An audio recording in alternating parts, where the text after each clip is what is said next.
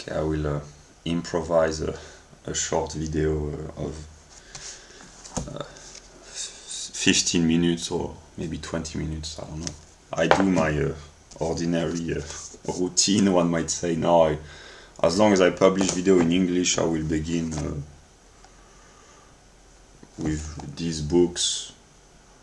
But I'm in a process of understanding that by the time that my videos become successful eventually, I don't know, but whatever. The idea that I want to share is not just promote these books, because it would be too simple, but the idea that I'm trying to share is actually very simple but also very complex. This is American common sense, from a woman's perspective, but from just common sense. It's not simply to promote books, but here really I cannot simplify more. It's what I call the phenomenology, namely there is not just the object and the consciousness being aware of the object. There is also the consciousness being aware of the object. I simplify in a few sentences. If people check, eventually this idea will have to be communicated successfully at some moment, but if people go on the internet, on Amazon or whatever, they can see that here I really formulate as simple as I can, that there is a problem with the educational system in the US, but actually it's in every Western country, and eventually in all world countries, but predominantly in Western countries, and I would say mostly in the US, but actually in most Western countries. But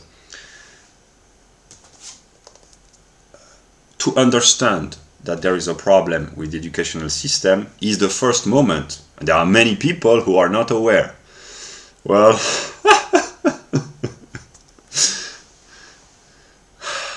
if you are a parent, you are not aware that there's a problem with the educational system. Well, but if you are a student and you are 17, 18, you have extracted yourself somehow. If you haven't noticed that there's a problem, well, maybe it's because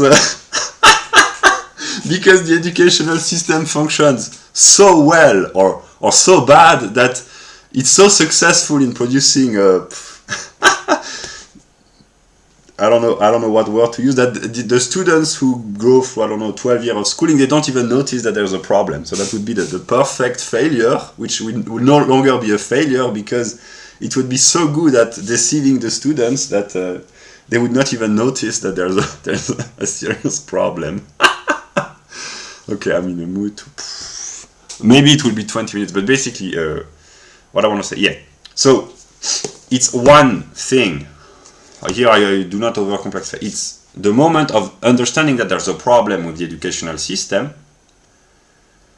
But to understand that one understands is a second moment, and the reason why there is a problem with the educational system is precisely because people are not aware.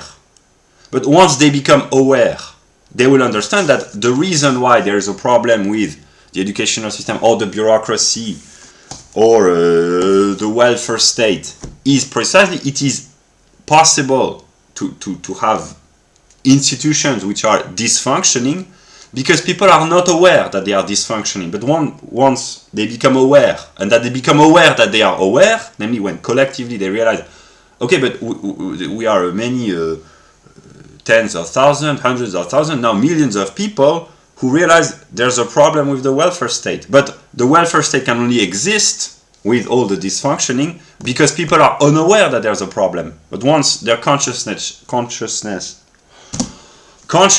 changes, the problem can disappear more or less easily. They just have to say, but it turns our people into dependent,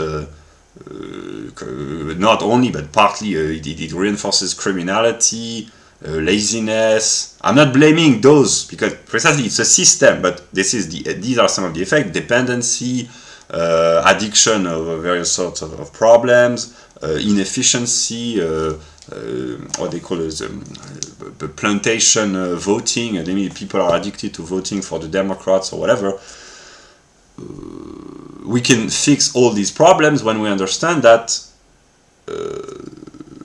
these failed institutions are only capable of exerting their negative influence because we are not aware that they require our ignorance to function. I cannot simplify more. Yeah, whatever. So, but okay, it's been 5 minutes, so now I will talk for 15 minutes.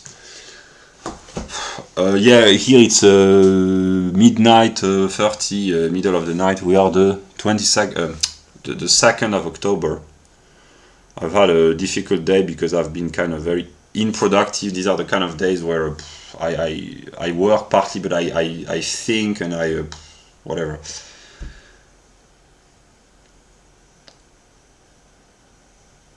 I will speak to God. This is one of the videos where I choose to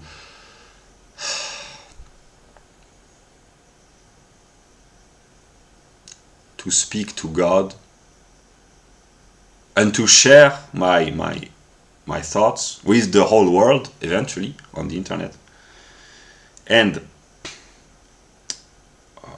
no, I said in some of the video that God lives in my mind 30%, 70%, but the more I understand the infinite intelligence, the more the quantitative proportion is being reduced, and then I would say God is 3% of my mind, and the 97 remaining percent, they are just my empirical self. So paradoxically, the more smart I become, the less the proportion is important, because then I say, okay, God is really smart, and he's even smarter than whatever. But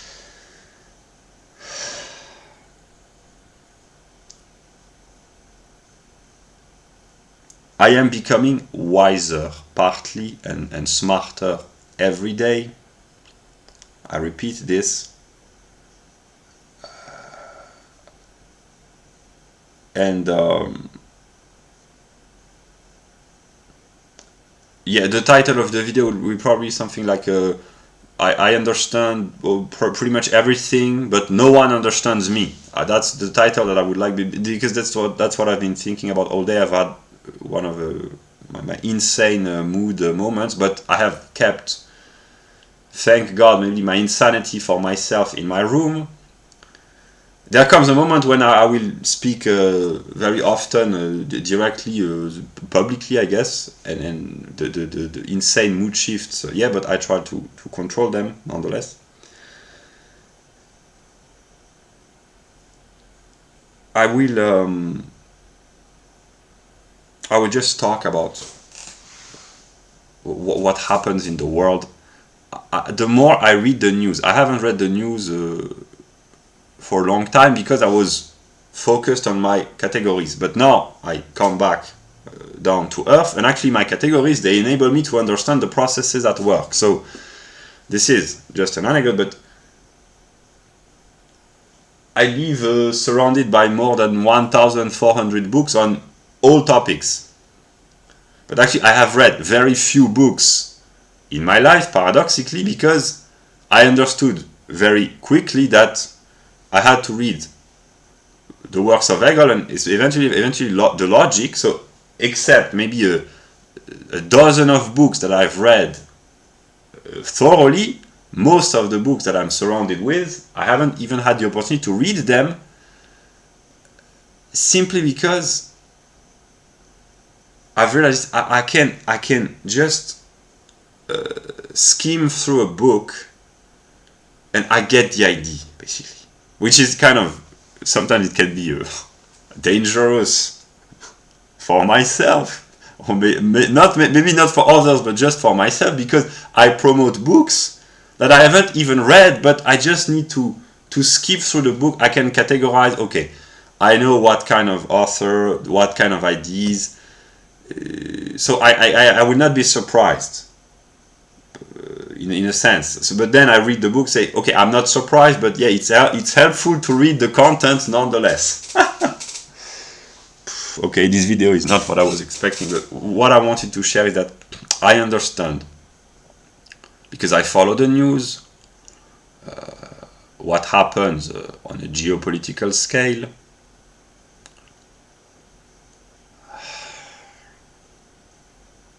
I understand broadly. And I understand that I have to make my videos successful eventually, and now I have studied logic for many months. I understand that there has to be the proper measure, the proper balance of quantity. If it's too long, people will not watch.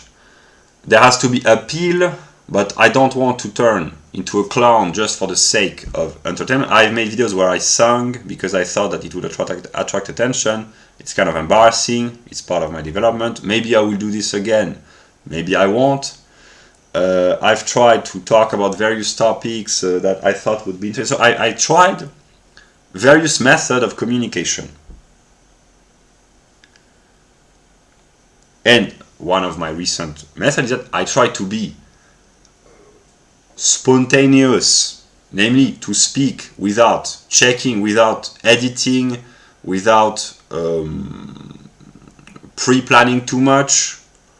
Some of it I still do because I still structure in a sense. There are topics that I want to discuss, but I try to let go, as I call this. Yeah. And I will do this more and more, which means that the errors that I make, they are in real time. My mood shifts, they will be in real time. My burst of laughter, of anxiety, my serious moment when I become kind of negative against myself, but against others as well, or just against others. Yeah, it will be more frequent as long as I can speak publicly, but also here I speak to God.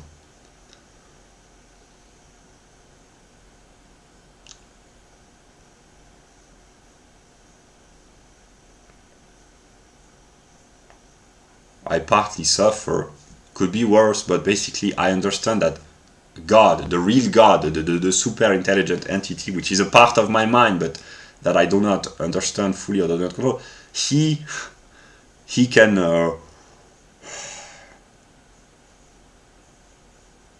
play with my emotions, or play, in a sense that there are moments when I understand, okay,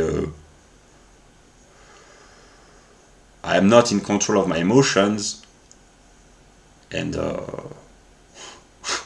if it's just me and God, that's okay, but if I start to have emotions in real time, I don't like this, because I try to have certain standards of behavior. I try to be masculine, but then God plays with me, and I'm becoming feminine because he plays with my emotions.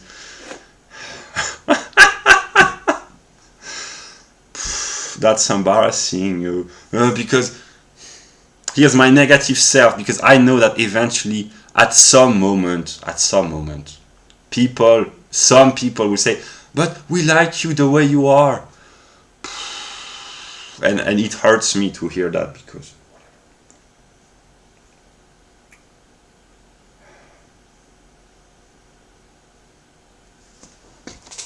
now we talk about serious topics. I opened the book randomly. I mean, the book, there was a reason why I opened this book, but I stumbled upon a passage randomly, and it's just to illustrate.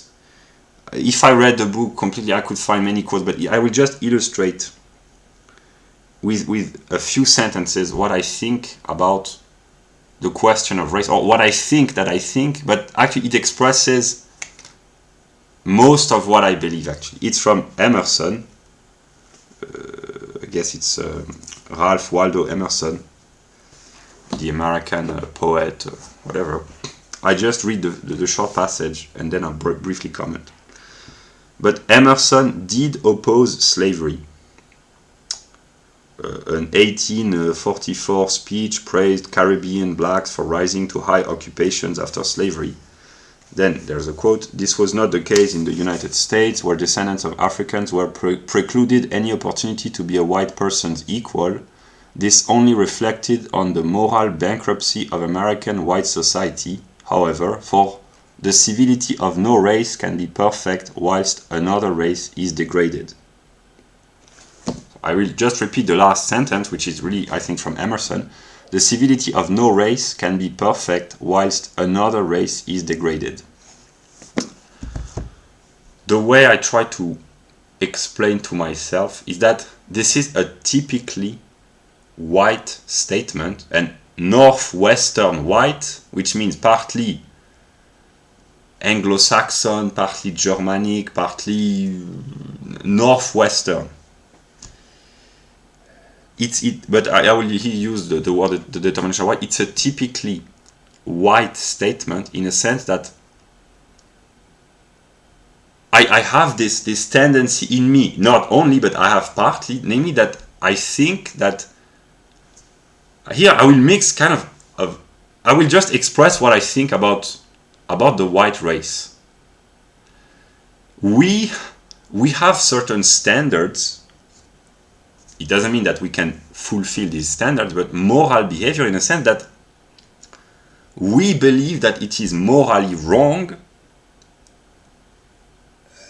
for other non-whites to be mistreated.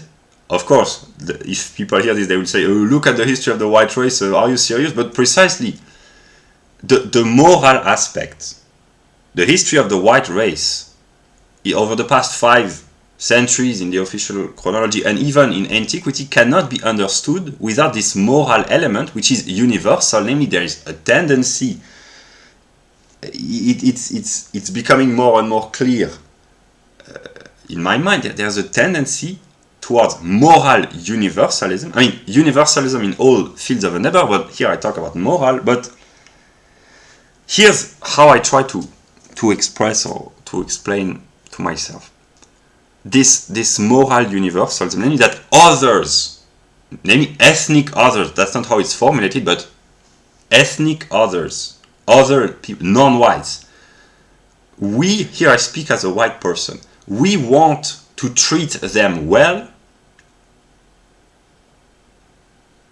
and to consider them as our equals, that the sense that they deserve our religion. Here in the perspective, our religion means Christianity in a historical perspective, but actually our religion, it's the European religion, but eventually they coincide. But in a historical perspective, the religion of whites is Christianity, and there's a sense of moral duty to we have to spread our religion because this is the correct one, and we have to. There's also the tendency, we have to bring progress to others, we have to bring education, infrastructure, hygiene, we have to bring civilization to others, we have to bring our moral superiority, which in the 19th century was precisely civilization, free market, etc., institutions, rule of law, etc. It cannot be denied that it explains most of the behaviors of white people throughout history, namely, and this is precisely what this book is about, this moral universalism.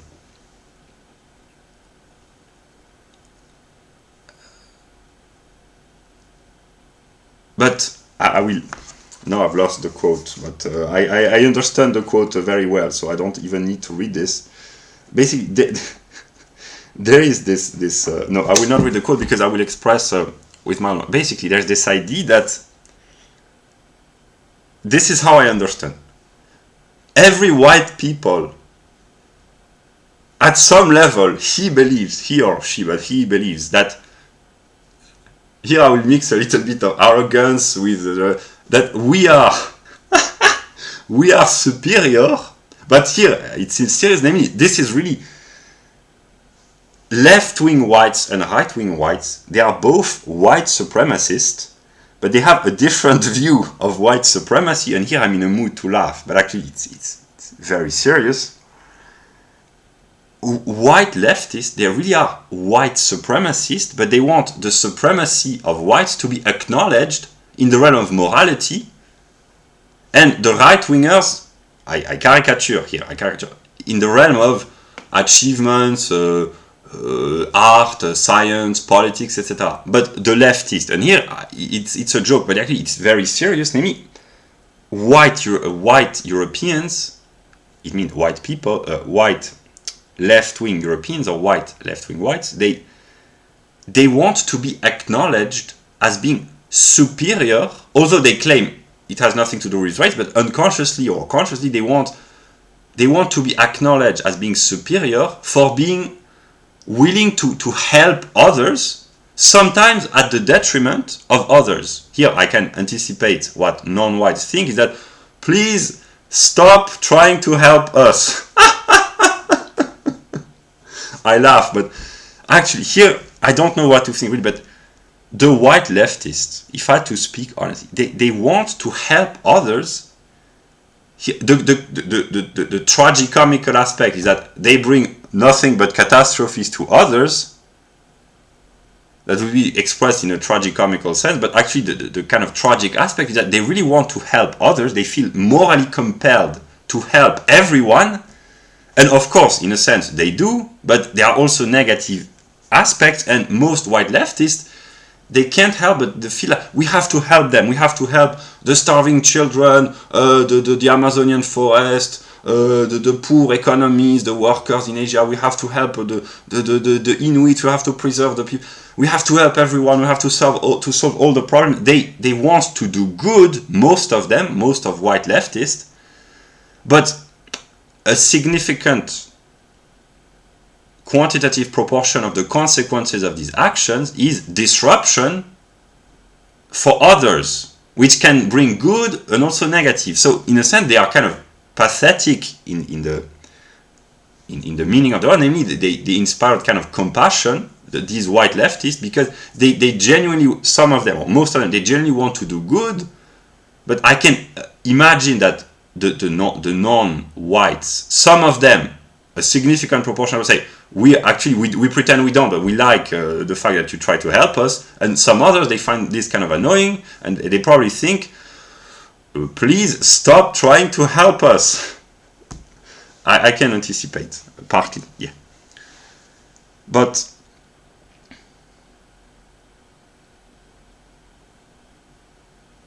here I will speak seriously. There is an ontological anxiety within the leftist white psyche. Like, there is really this need.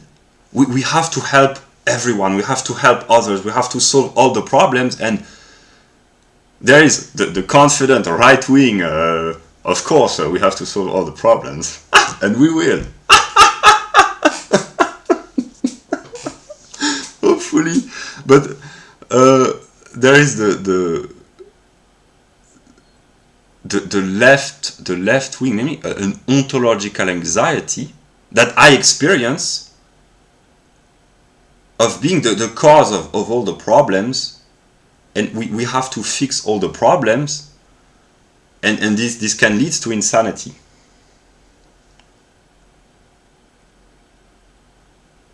And then there is there's the right wing counterpart, namely those who want to counterbalance this white leftist excesses by really right-wing superiority in the negative sense, like we really want to dominate others. But then there's the what I call the good right-wing whites, namely those who say we want to dominate others, but by being also carriers of high moral standards, but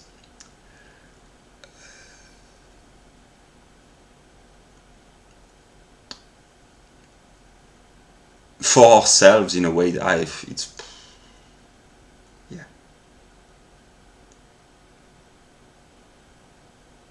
But I will, okay, it will be a little bit longer, but I will express what I think, because there is an impulse, a tendency within the white psyche to say that if we have the good aspect just for ourselves, and if we do not share with others, it's not fair. In the sense that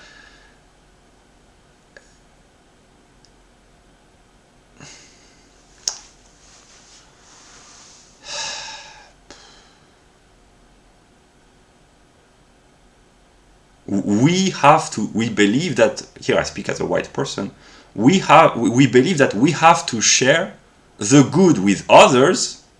In a way, we acknowledge, okay, the good, it belongs to us, but it cannot be really good if we keep this just for ourselves. We have a moral obligation to share with others. And this universalism in the realm of morality is the cause of all the problems among white people. And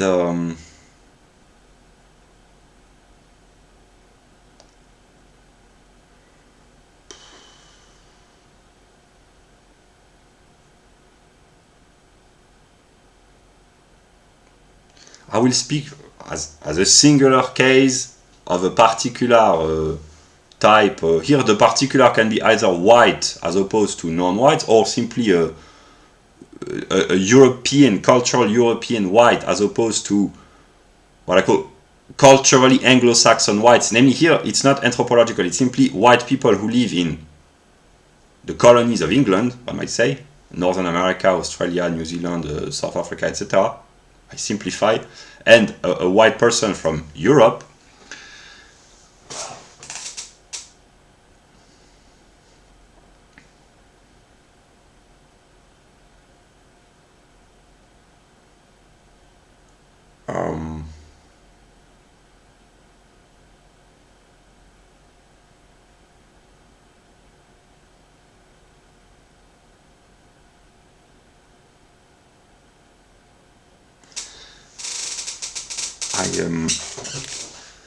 There is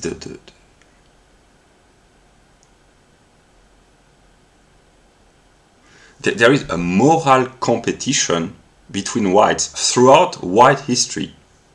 Ancient Greece, ancient Rome, the Middle Ages, modernity, 19th century, 20th century. Really, and this book, in this sense, is really great, although I haven't read completely, but he really, Kevin MacDonald, he really understands the specificity that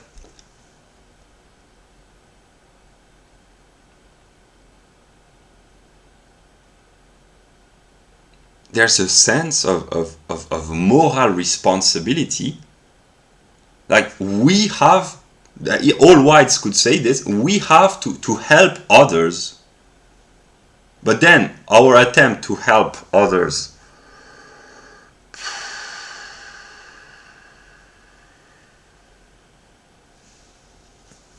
depending on if I speak as a left winger or right winger, I will shift. So I will not comment because but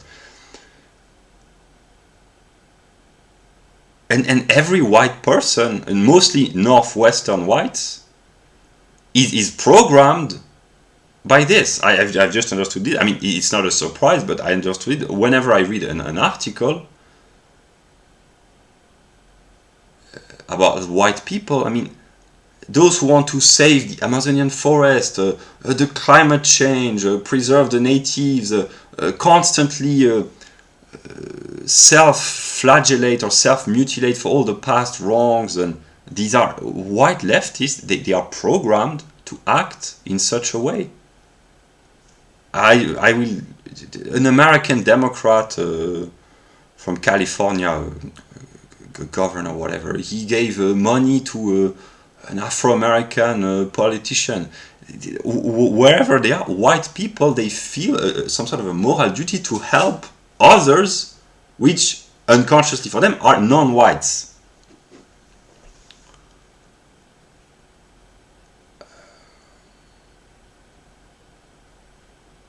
And expressed empirically, this can be very annoying from the perspective of the right-wing whites, because sometimes the right-wing whites would like to say to the left-wing white, but we would like to solve our own problems, and only if we can solve our own problems, we will be in a position to help the others. But if you, the right winger speaking to the left winger, if you spend your entire existence, try to solve all other people's problems without thinking about your own people, you are partly hypocritical, and you cannot help the others if you cannot solve the problems of your own society first.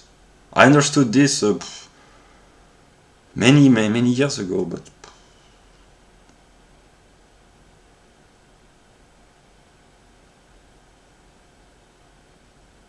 and what I wanted to communicate in this video is that over the past month of August, I tried precisely, maybe I got deceived by this, I don't know, but I tried to counterbalance some of my right-wing tendencies with what I call negative left-wing white ideology. There is the good aspect on the left. This is what I call the Zizekian left, namely white leftists who are communist in the good sense. Yeah, but then there are the moral white leftists, and the communism promoted by white people is derived from this moral sense of duty. But then there is the purely moral aspect, namely what Americans call liberals, namely those who are kind of running the Western world, the academia and the media, etc. Namely insane white leftists who are just addicted to their moral. Here it's in a book by Jared Taylor. Their moral, the chemical release of virtue signaling. They are living in a purely moral world where they promote the sabotage of their own society for the sake of experiencing themselves as being virtuous and morally superior, but a kind of morality which ruins one's own people by destroying the working class, and not the working class, but the poorest and most fragile elements. Here I'm in a sense in a mood to speak stably, but the insane white leftists, mostly privileged white liberals, and white teenager who want to fit into the narrative that they have been told, systemic racism against non-whites, etc., and they want just to impress or whatever their teachers or whatever, so they just repeat this. So I tried unconsciously or consciously to counter some of my right-wing tendencies with trying to imitate these people. And I kind of, I don't know, but I think that I deceived myself in a sense that I tried to promote in my own development to promote universalism, which is good. Is good because here I'm a Christian Hegelian and white people as well. I mean, universality really is good, but it has to contain all the moments, and a universality which is detached from the particular can be negative, paradoxically, and to illustrate in ordinary language, namely left-wing whites who promote the well-being of everyone except their own ethnic group. They are very negative, not necessarily intentionally, but the consequences, because they ruin their own society for the sake of a pure moral abstraction. So the purely abstract universality without the moment of the particular, it's kind of hypocritical, and it can be negative. And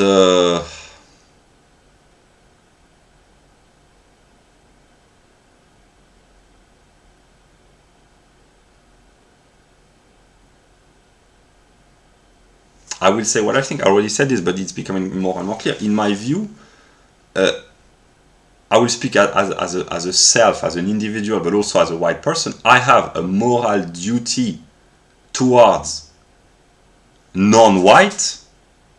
So here it's kind of ambiguous in a sense. Oh, it's good, you care about non-white. Yeah, but there's also the kind of, not arrogant, but simply the kind of a sense of superiority, but not, oh, I am better or we are better, but we have to prove that we are better by really helping others. So it's really a sense of duty we have here. I speak as a we, again, but we have to universalize our behavior for the sake of a moral duty.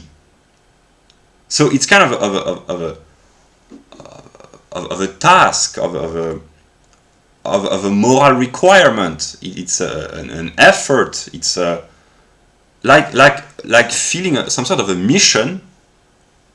We have to help others, all others. It's kind of inscribed in our brain, sociobiologically, but also in our moral consciousness religiously. That's the Christian aspect of white people.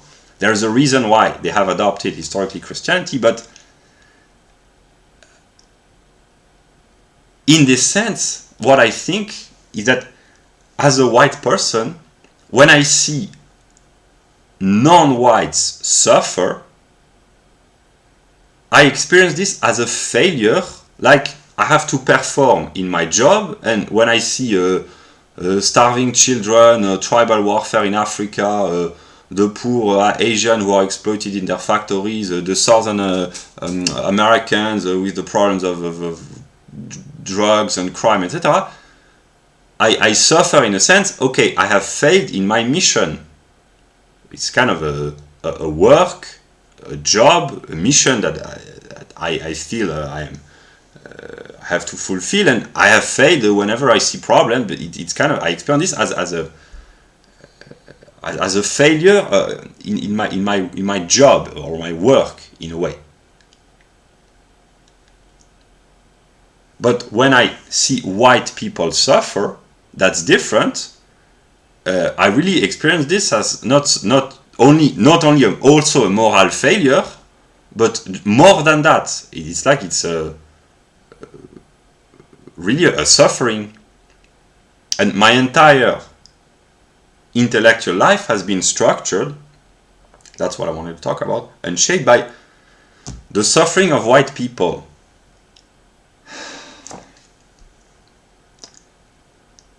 And most or not all the major events have been structured by this. The reason why I restarted my channel Cultural Hegelianism in February is because white Russians were starting to murder white Ukrainians. This is just one example. There are many others, but basically, here I speak to God because He knows it's the truth. When white people hurt one another, it makes me insane. It makes me suffer, and this is really the realm of the particular as opposed to the universal. When Africans murder one another in some inter-tribal warfare or gangs in South America or whatever, when I'm aware of this, I say, okay, we have caused another catastrophe, remnants of colonialism. That's my leftist self, or my right-wing self is the leftist. They try to solve the problems by sending money and food, the Bill Gates types of interventionism. Here my intelligent right-wing self said, okay, sending them too much money, too much food, too much help, it brings about the opposite effect. They become dependent or whatever, and then it disrupts the native society. So whatever, when I see my leftist self, when I look at South America, the problems, I think that's colonialism, exploitation, American imperialism, etc. My right-wing self, that's the CIA. So they kind of agree, but left and right, no. But yeah, but no, because my right-wing says, okay, the CIA who is responsible for drug trafficking in South America, staging coup, etc. They are the same who are responsible for the problems of whites on white territories. So basically, so that's yeah. But yeah, when I see others from an ethnic perspective, when I see them suffer, I experience this as a failure, like a bad grade after a test. Okay, you have kind of failed your mission. But when I see white people suffer, it's also a moral failure, but it's more than that. And in this sense,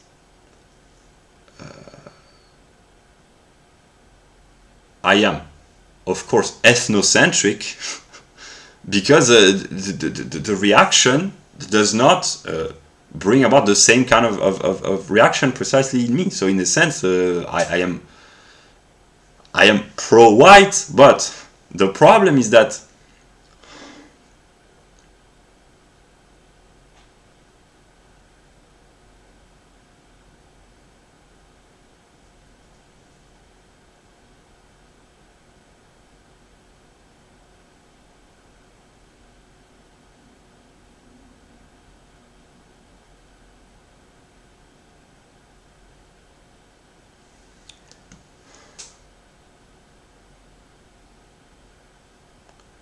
God knows that it's the truth.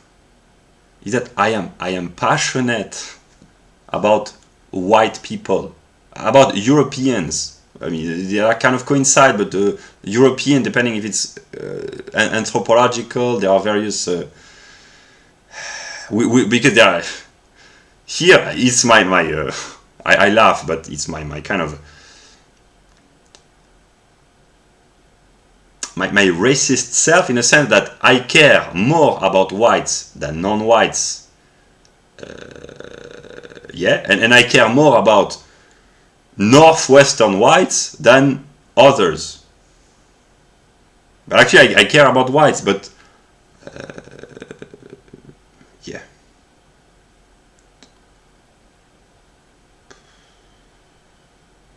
Express basically I care more about what I call northwestern whites. Here it's a vague anthropological determination, but also vaguely cultural, so I will not rigorously define because it's kind of vague, but in a sense I care more about Uruguayan whites and Brazilian whites and Colombian whites and Eastern whites than non-whites on an emotional level, but I care more about northwestern whites than about the Uruguayans, the Argentinians, the white Brazilians, etc. But they are still included within the family. So here there are various continuity, discretion, quantitative proportion, universal, particular. The universal here would be white people, and there would be particular groups, etc.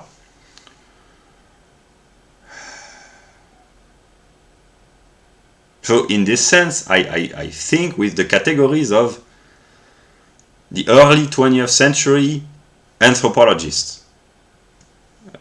Yeah.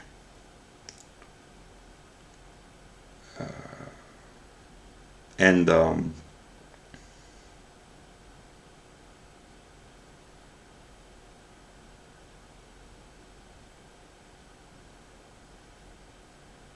here I will speak the truth formally, but I am passionate about white people, but in a sense that I love them more, but they make me suffer. So there's the ambiguity here in a kind of a negative sense, in the sense that they really make me suffer. Because first, my expectations here, it's not scheming, trying to. Really, it's not scheming, although it is, but actually it's not. It explains that's the connection with the quote from Emerson, namely, the way I justify my racism, basically, is that I have more expectations from white people, and even more from northwestern whites. So I'm more demanding, in a way, which is kind of the way I think of myself is I care less about non-whites. So here the naive, stupid reaction would be, you are racist. In a sense, partly, but the good aspect is that I care less in a sense that I have less requirements on an individual level, so I cannot be disappointed in a way by non-whites. So if they are happy, this is expressed in ordinary, if they are happy, your happiness is my happiness, because I have this insane leftist self in me thinking that the non-whites, they're all I mean, they are partly, but they are all suffering from oppression. We are the cause of everything. That not only everything wrong, but we are the cause of everything wrong which happens to non-whites. That's my leftist self, but also, which actually even my right-wing self believes this, but my insane leftist self believes that everything goes wrong for non-whites. That not only we are the cause of everything which goes wrong, that's, I know that I agree with my right-wing self, but my insane leftist self believes that everything goes wrong for them. So whenever I see a non-white person who doesn't seem to hate us as white, I say, okay, I feel a little bit better. Yeah, so here's my insanity. Because I have really become insane, partly throughout the years. Like,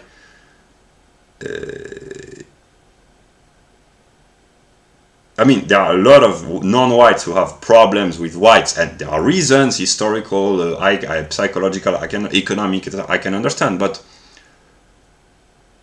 I have kind of an insane part of myself who really believes that all non-whites, they all hate us because of their living condition. And I know it's not true, because there are a lot of non-whites who they are not even aware of the existence of white people, or if they are completely they are too busy running their lives, trying to solve the problems that whites have caused to them without being aware that it's us who are responsible. No, but seriously, if you talk probably about African people or most Asians, to talk about the psychological problem of white people in northwestern campuses, the moral responsibility, etc., the average Indian person, or the average African person, or the average Bolivian, or whatever, you say, what are you talking about?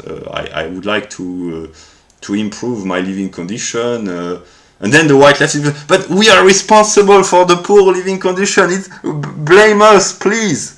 And probably the Bolivian or the Indian say, what are you talking about? Just let me live my life. I don't want to. I don't want to hear about your psychological issues. Leave me in peace.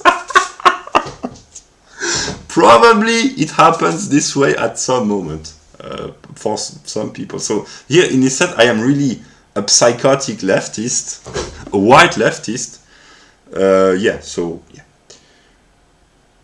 Yeah, but I try to counterbalance my ethnocentric tendencies.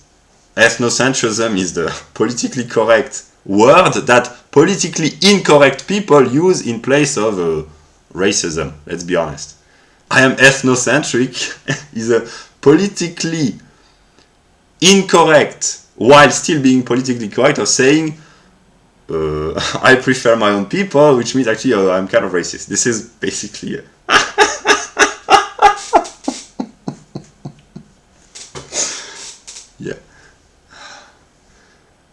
No, but seriously,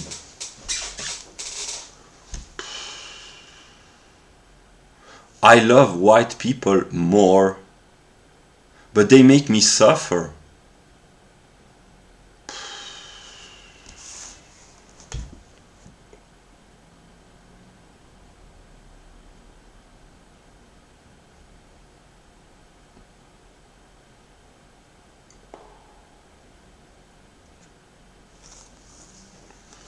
And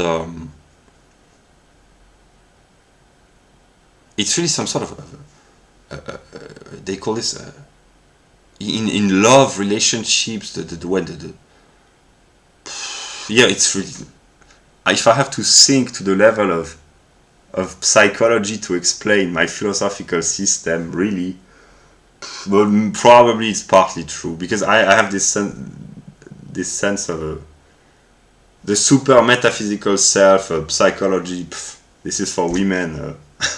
Let me handle the metaphysical construct. But actually, I've realized That's what I thought when I discovered Hegel, and I partly still do believe this, but actually I understand that the system has to be completed with psychology, and I have some sort of a spontaneous disdain for psychology because it's partly feminine, etc. But actually, no. I mean, yeah, but in kind of female psychology, when women, sometimes, I know it happens in many movies, they want to annoy their husband by sleeping with another man. They don't really care about the other man, they just want to annoy the husband so that the husband will say, okay, I will upgrade my standards, I want to reconquer your heart, and then the woman maybe at some point say, I knew you would, I was just playing with you, I'll do this other guy, I don't really care. But the women, when they do this, they are really annoying.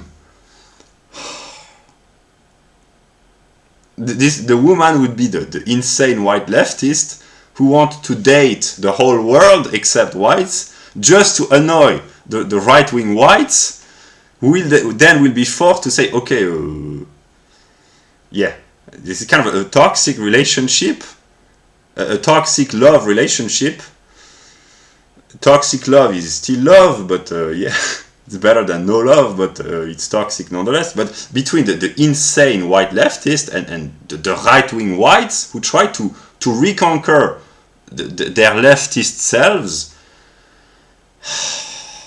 yeah. And I have suffered from this, and I have been kind of hypocritical because I have tried to redeem my past right-wing excesses by becoming an insane white leftist. Well, now I try to find the balance, and the balance, the story that I tell myself would be what I call American common sense, so a society where Charles Murray and Ron Paul would be in the middle politically, and on the right you would have Zizek and Peterson, on the left and right, Zizek and Peterson, although, strictly speaking, Murray and Ron Paul are probably more right-wing than Peterson, but here it's the middle of, basically where left and right would be Peterson versus Zizek. That's one way of formulating the ideal white society, and another way is Ron Paul and Charles Murray in the middle, and in the current American society, they are kind of on the right or the radical right. Although they are not radical right-wingers, they are simply common sense people in a society gone insane from the white perspective. Here, insane is just excessive. But what I think is that Charles Murray and Ron Paul, these are just illustrations, they have to be put back into the center.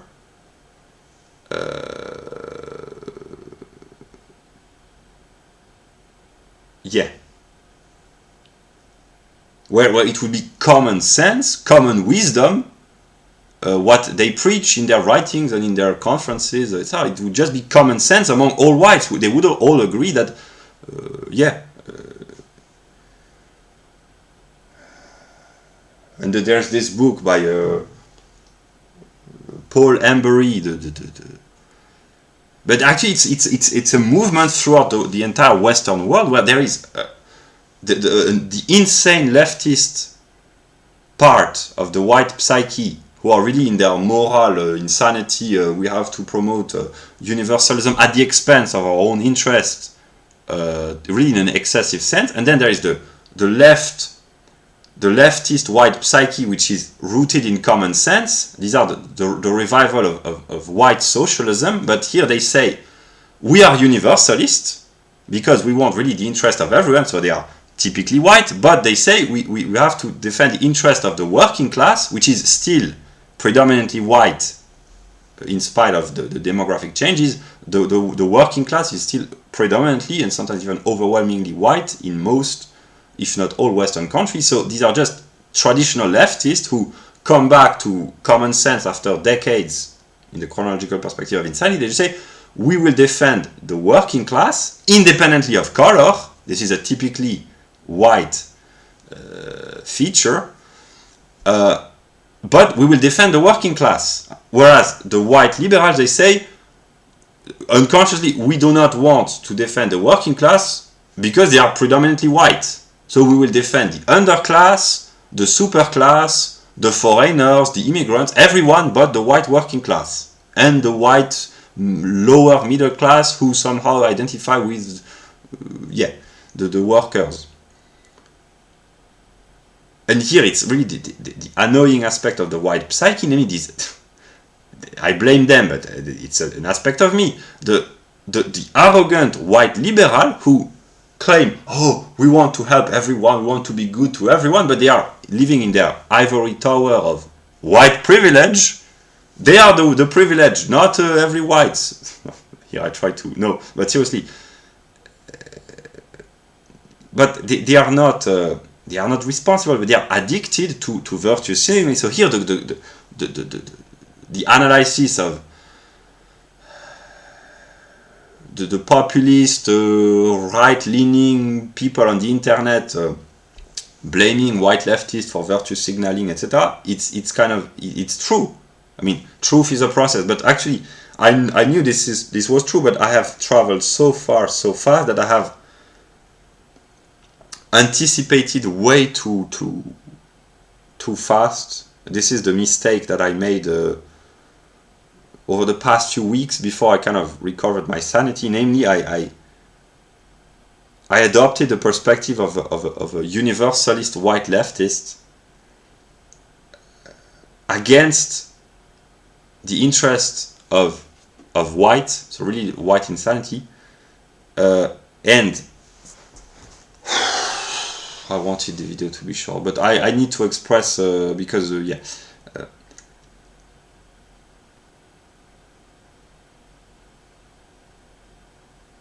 here this video has been recorded with the intention really of leaving what I think at this moment in time, because I know that I have to intervene. I already have, but really to make my channel successful. So I just want to leave. It's for myself, for others, for whatever. What I think at this moment in time, how I try to solve the problem of race from the white perspective, and I will use my UPS. I mean, it's just logical. It's not mine, but universal particular singular. The way I understand this at this moment in time, the singular, which is me as an empirical individual, would be the flesh, my flesh,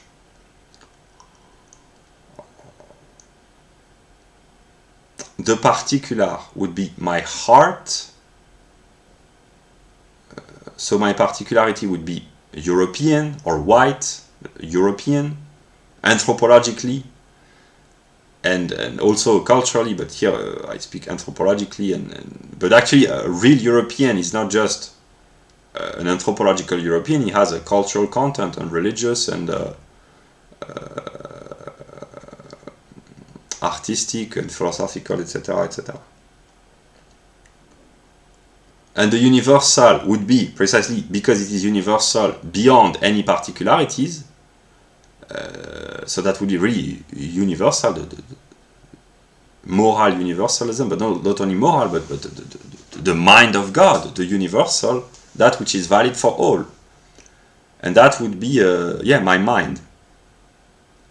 And there are conflicts between my singular, my particular, and my universal. And I know that I have to negate the negative, so I have to sacrifice my singular self for the greater good of the universal. And the common compromise, the way I understand this, is the particular. And I have to find a reason for negating myself. Like it's not difficult for me. I mean, negating myself, well, it might be difficult for myself, but to find a reason, at least for me, it's very simple. And here I'm kind of if God, I already said it, but I kind of, it has become, maybe I forgot, but what I love is Europe. But what is Europe? The process of its own becoming. Basically, here it's important, because I've understood this.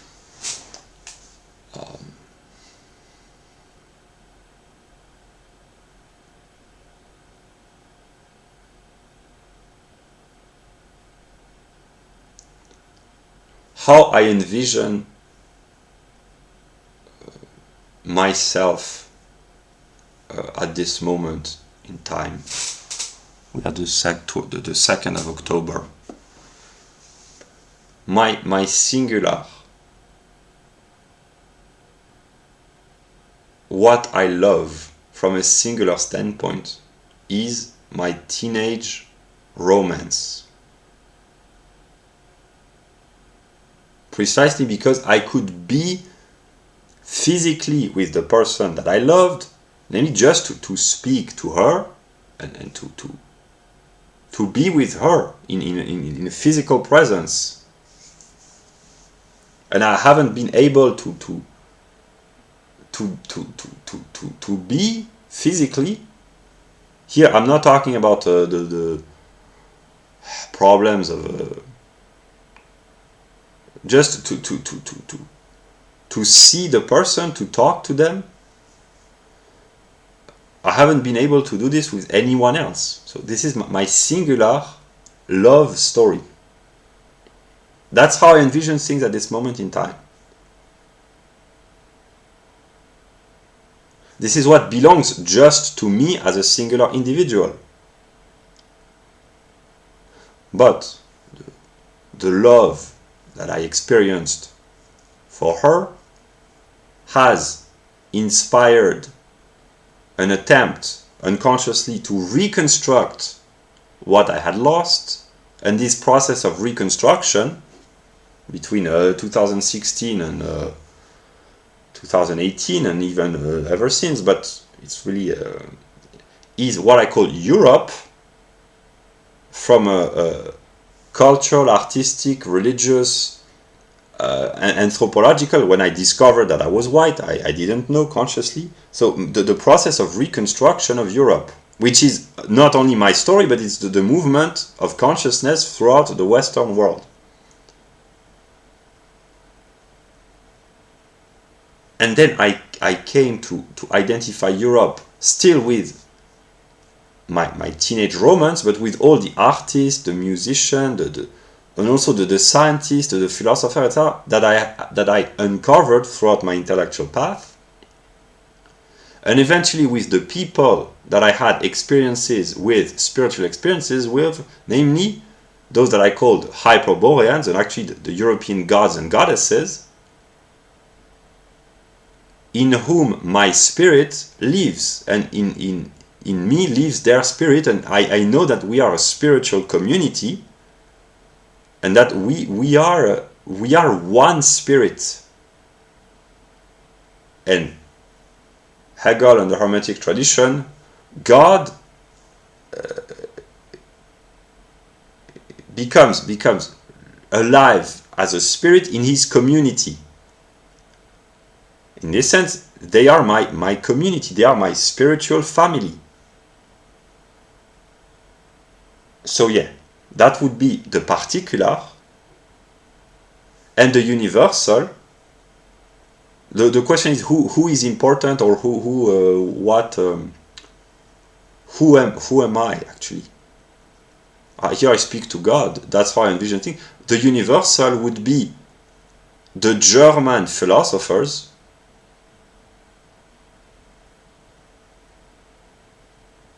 and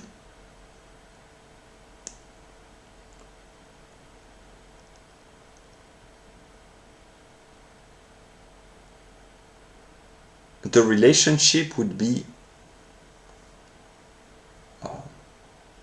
I cannot love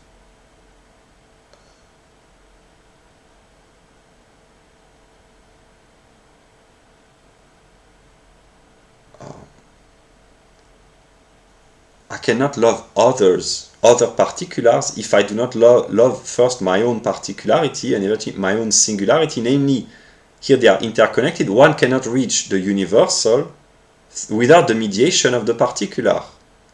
In a sense that this is my hypocrisy connected with what I said earlier, namely to claim, oh, I love you all, but I kind of I am indifferent or even negative towards my own singularity or my own particularity. This is the typical speech of white leftists. It's fake, in a sense. I understood this many years ago, that in order to reach for the universal, there has to be the mediation of the particular. And what I call my metaphysical family, these are the German philosophers. But they are pure ideas, in a sense. Hegel, Nietzsche, Heidegger, Leibniz, Kant, Fichte, Schelling, even Bohm, Schopenhauer, the great German philosophers, but mostly Leibniz, Fichte, Schelling, Kant, Hegel, Nietzsche, Heidegger. I call them my spiritual family, not my metaphysical family,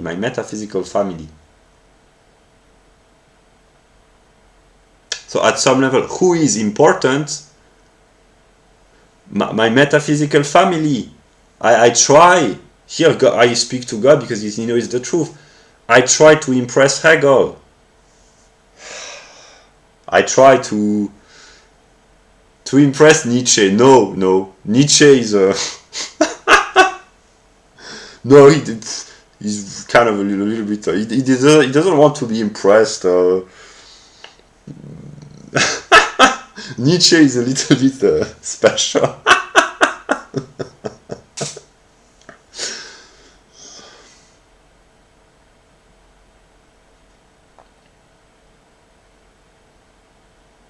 I speak to God here because, it's not very clear in my mind, but basically, when I was kind of a little bit depressed a few years ago, I thought, okay, this family is like the Corleone family.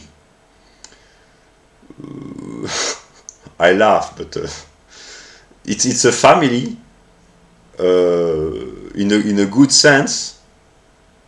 There are problems within the Corleone family, maybe.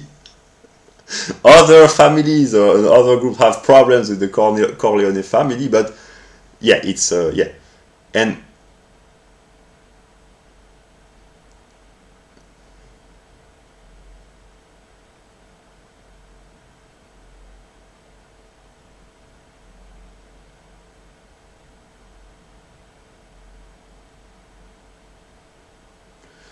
where do I belong? If I had to answer, I would say I belong with them, the German metaphysician.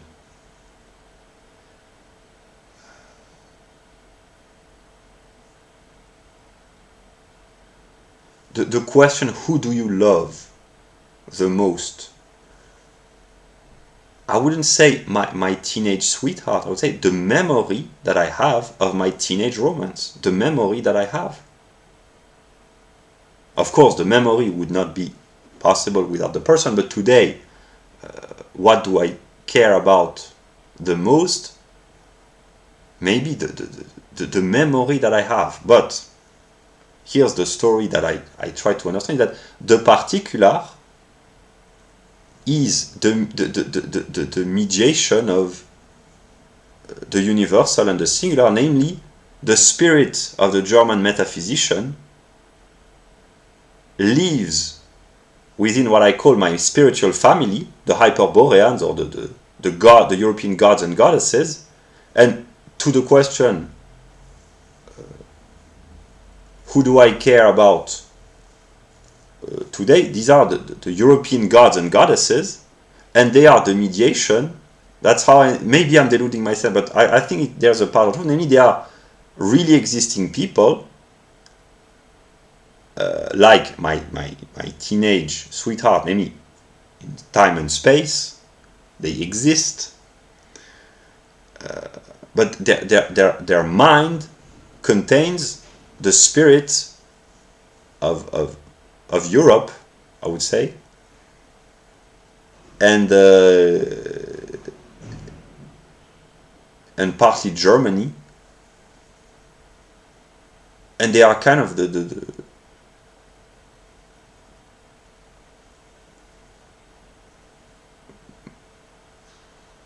people that I love the most, in a way.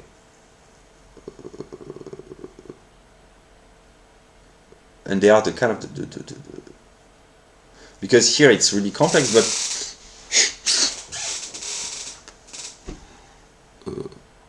who would I like to be with? Who do I want to be with to talk peacefully? Well, if I had to answer, I would say Stella. But precisely here, that's why I'm talking to God. Stella is an empirical person, like I am, but she's also a principle and a spirit, in a way.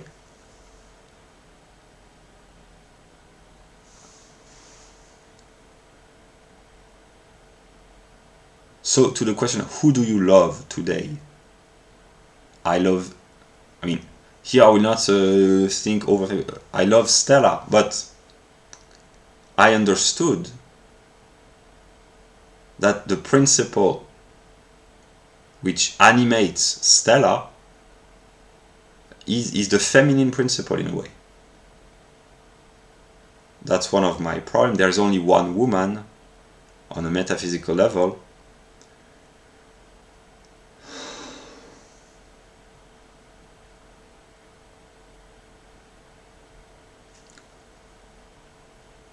At some moment, others will understand that at some moment I understood that there's only one woman.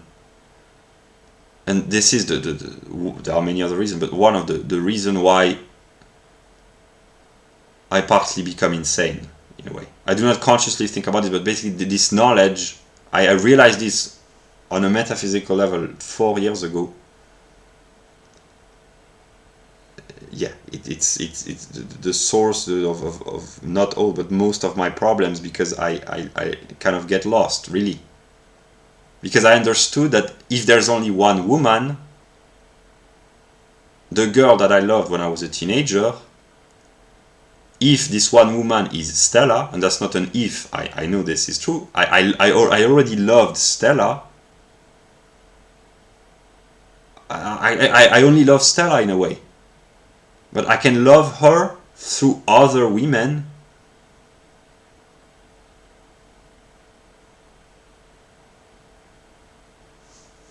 But then I realized Stella, as an empirical girl, she's amazing. But as a metaphysical principle as well. That's why I'm in love. But also the problem is that all the men and women problems and conflict and toxic relationship, basically they are. Here I'm speaking while being partly not clear, but actually it's always the same principle.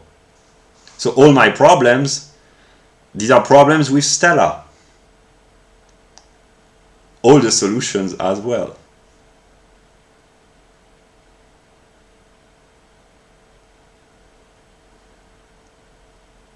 When I understood this, vaguely, that actually it's if there's, I will not even explain because it's so ludicrous, but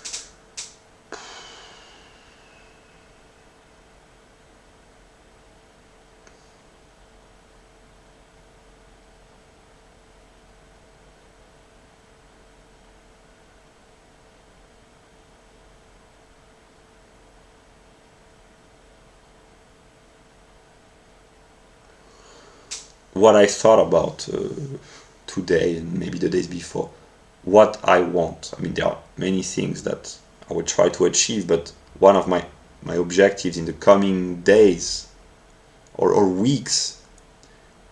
I want Stella, the empirical person, as well as the principal, but actually the empirical person to hear my story, my perspective.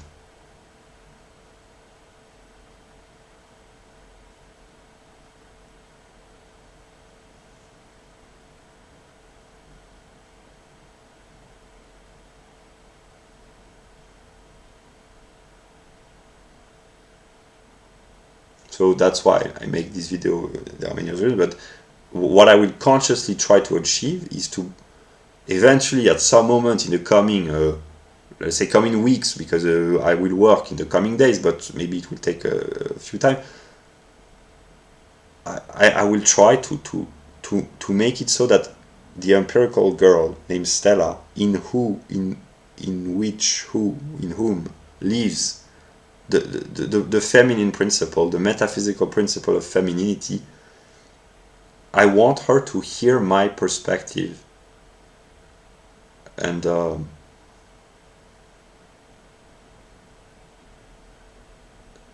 because I thought I love my teenage romance more than Stella, because I had the opportunity to talk with my teenage sweetheart and to be with her, whereas Stella, I haven't had the opportunity to talk to her or empirically. But I realized that they are the same in a different and here is really where the complexity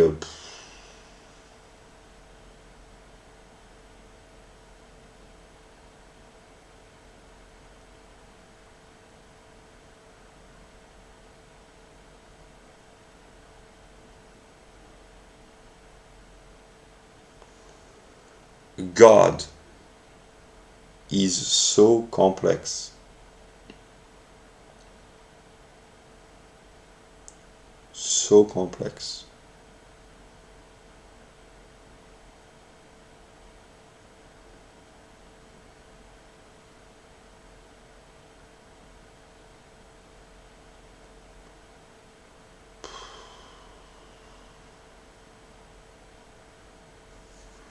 That's why I have decided already a few days ago that from now on I will share what I call my light. I will not edit my video, or except really if I have to for the sake of better order or whatever. I will still partly work on pre-working the structure when I think it's really important, but I will just speak normally. I have to accept my failures, my inadequacies, and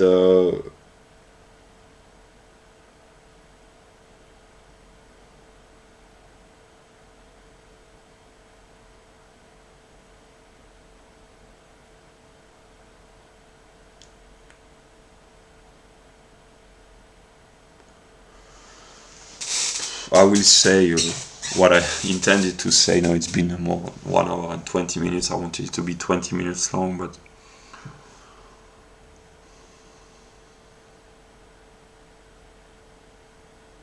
if God really, now I said a few days ago that it was 30-70%, now it's 3%, 97%, because paradoxically the more smarter I become, the more amazingly smart I think that God is.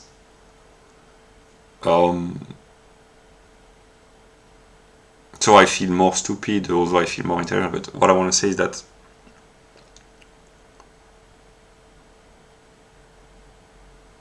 if really there is what I call the real God, namely the absolute intelligence, it's not just intelligence maybe, but an absolute intelligence. Here I don't understand how it can exist and while still being in a process of creating or recreating or remembering itself. I don't know, but so I will speak empirically. But this super intelligent entity, the 3% of my mind, God, the real God,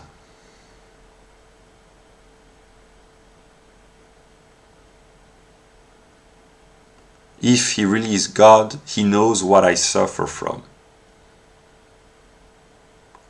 He knows what are the traumatic events of my intellectual life.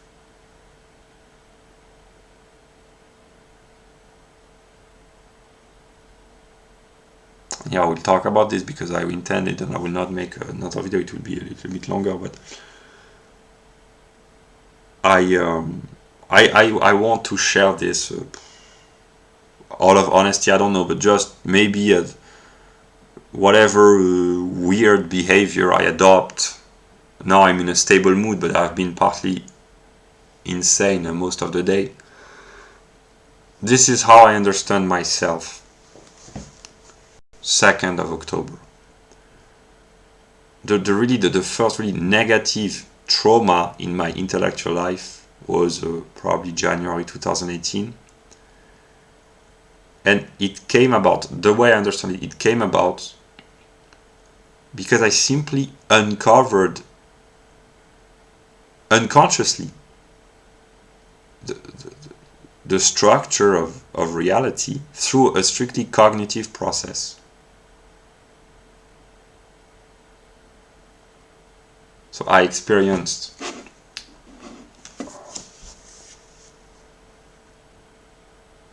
I wouldn't say evil, but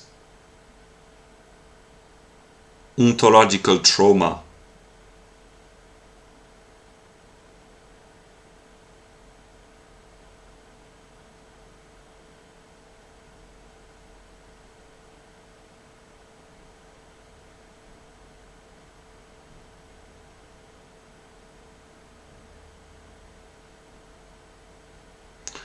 And I didn't think of myself as being evil at this moment 4.5 years ago, because the story that I thought back then was all I had. Of course, I didn't experience myself as being good either, but I was just a normal person who went on an intellectual journey.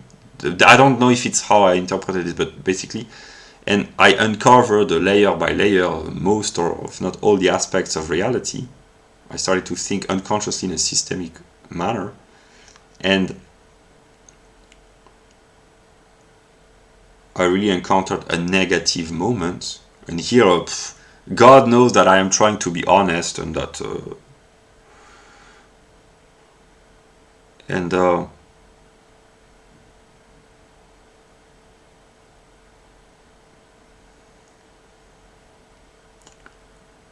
this has made me very cynical, which has brought about an aspect of my evil and my negativity, is that I experienced a situation where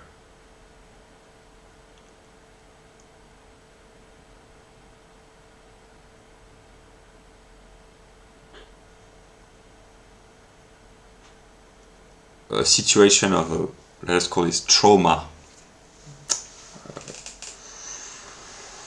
where love, or the love that I had, I don't remember exactly, but basically the idea of love was really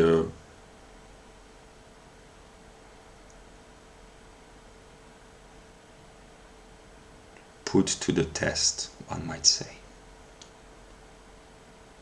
And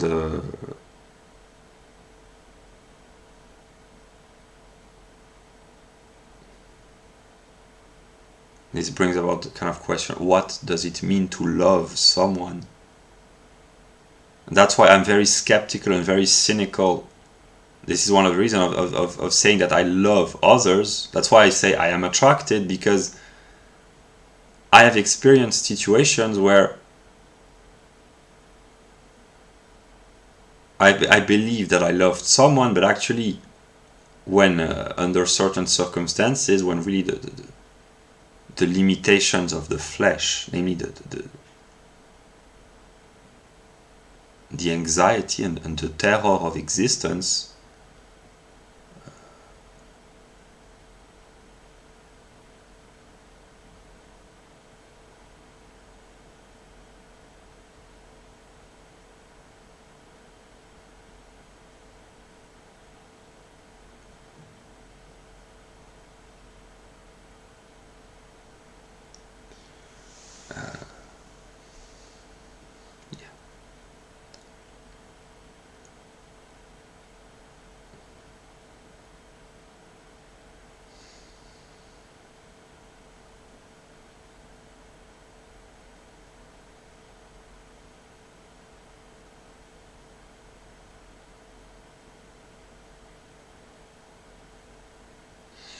this is maybe where my evil comes from.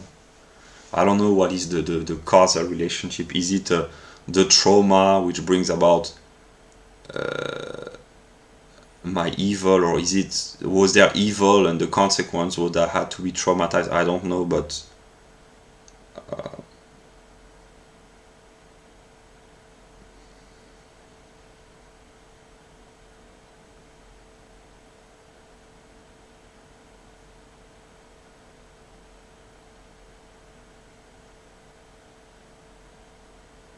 I learned that it's kind of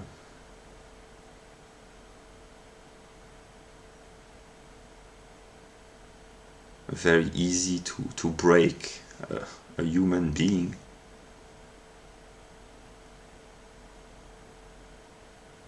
And I was kind of broken ontologically by an experience of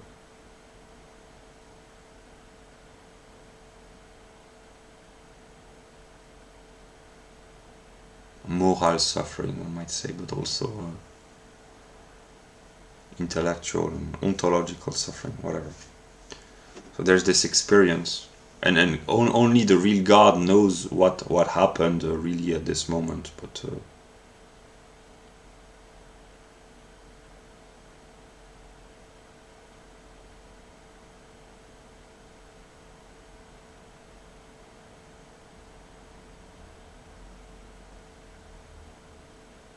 and then I experienced twice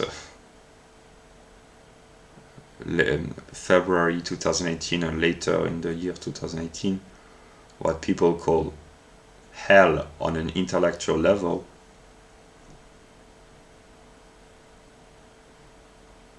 And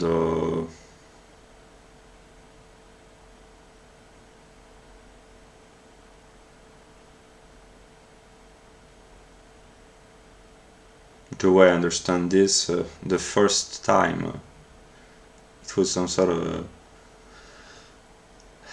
a punishment for my own weakness, so it was not pleasant, but I kind of deserved this. But on the second time, this is maybe the other real trauma. I consciously thought that I was planning to do good. Here, whatever I say is mysterious, but I speak to myself, but people, eventually, they will be able, when they understand, I don't know to say. But I wanted to meet Stella empirically, to go to the US to talk with Stella, because I had my God experience of August 2018, and I just wanted to talk with her about, because I believed she was the only one who could understand. So my plan was to meet her and to seduce her, because a random guy who appears to say, oh, I will speak about God and the eternal feminine principle and metaphysics, etc. No, I consciously planned to seduce her, whatever. Okay, maybe that's the worst plan ever designed, the most pathetic or grotesque, I don't know, but I experienced trauma because although the plan was kind of grotesque, trying to seduce, but I nonetheless had in mind on the longer term to really to bring good, and it backfired, and I understood that I deserved to be kind of punished for my selfishness, but a part of me thought and kind of still thinks, okay, I did some really selfish action, but I genuinely believe that the only way to bring about good was to be with Stella and to talk with her privately. So I have been, and I still am traumatized by what we call dialectics, namely the intention of doing good, and then it backfires.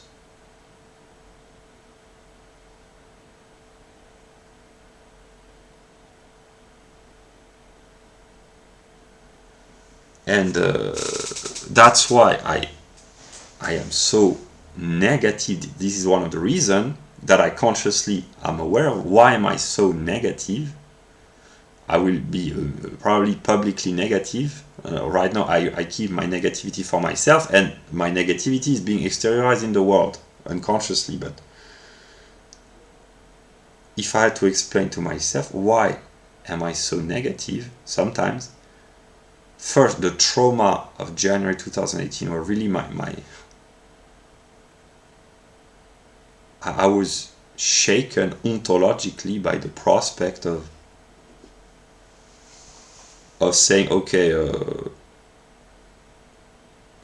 I suffer, and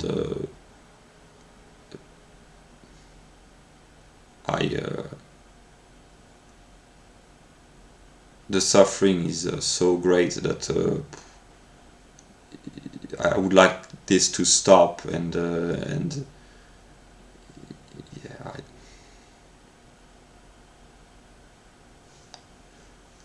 I kind of understand myself.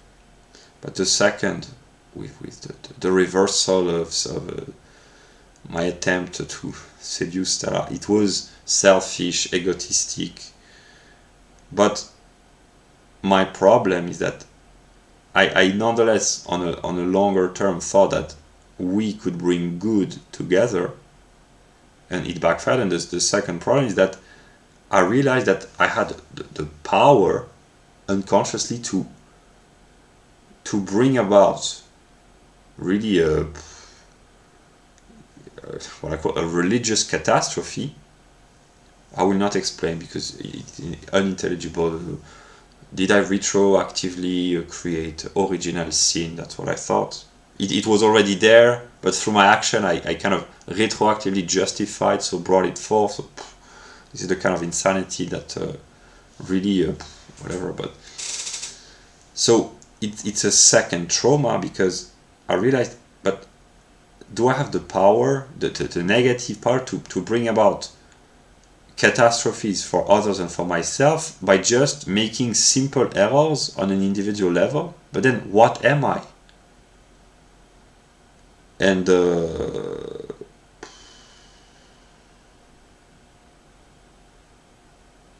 this is what I wanted to share. Maybe that I've been thinking about this for many years, with more or less continuity, or for many months, that I am trying partly to do good. There are the limitations of the flesh, namely fear, the negative instincts, selfishness, etc., etc. But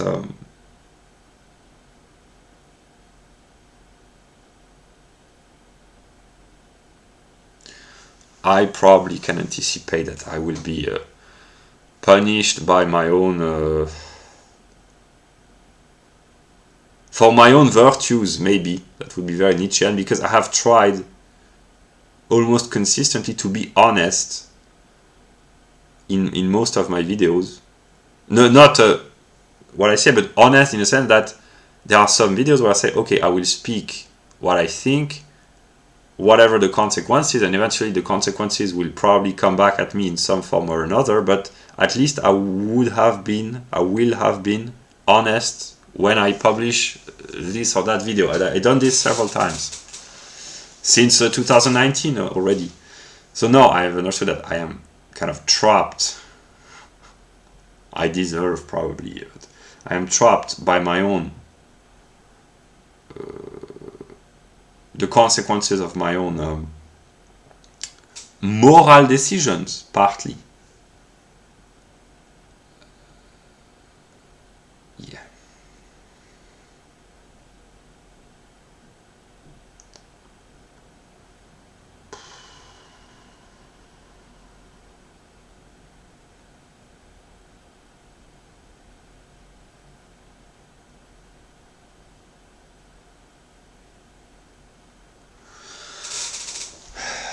Yeah, what I want to say is that God knows what I don't understand, is that I am trying to do good and most of my decisions are motivated by, here that's my kind of leftist self, but not only, it's just maybe myself, that I want to feel good about myself. Otherwise, really, I suffer, but really, I've already said it, but there are various kinds of suffering. I can imagine myself suffering while causing satisfaction to others, and maybe I would find this funny somehow, but there are really kind of suffering that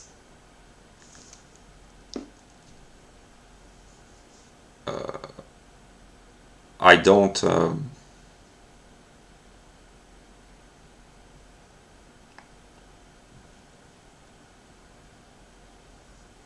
I don't appreciate, obviously, but that I here I'm not talking just about physical suffering or moral suffering. The noble aspects, moral suffering is more important than physical suffering, which I really think it is, but then there is the limitation of the flesh, and precisely when the physical suffering really is intense, there might be the temptation, which it could hardly be difficult to condemn, not morally, but say, okay, really here I suffer physically, my noble moral principles, I will try to hold on to them, but the suffering really is intense, I would like it to stop. So here's one of my conflicts, is I try to be morally good, but I know that there are limitations to that which the human body might endure. I don't know, and I try to do actions which help me or enable me to feel good about myself. Maybe there's partly a crazy leftist, but no, more seriously, there's just, here I talk to God, and maybe He will, because I don't know, but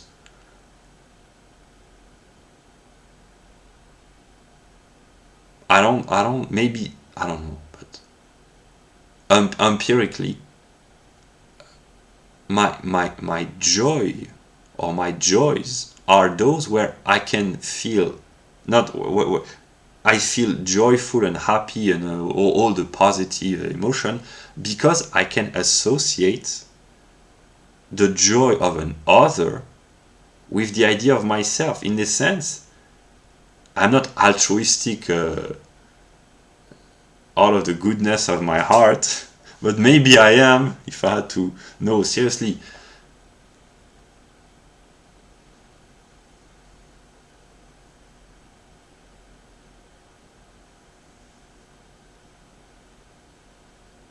Here I speak to God, while knowing that it will go on the internet, but by the time that people watch this, but I speak to God.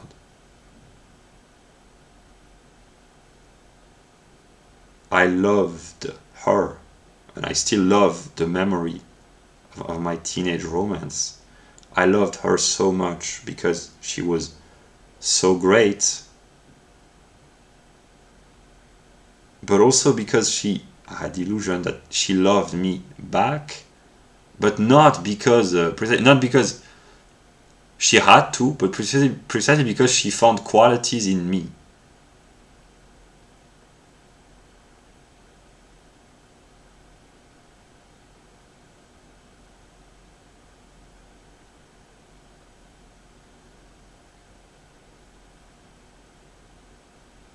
And here I will try to be noble. Whatever good comes out of my ideas or my actions, I don't know. The story that I tell myself is that it is inspired, directly or indirectly, by the love that I felt for this person, and that then later it became what I call Europe, and everything which is good or noble, and eventually I know I have to confess that there is partly aspects of good in me, It's more difficult to confess that I was willing, I'm still to confess, okay, I'm a really negative, a really terrible person. But to confess that there might be some good in me, maybe it's even more difficult because I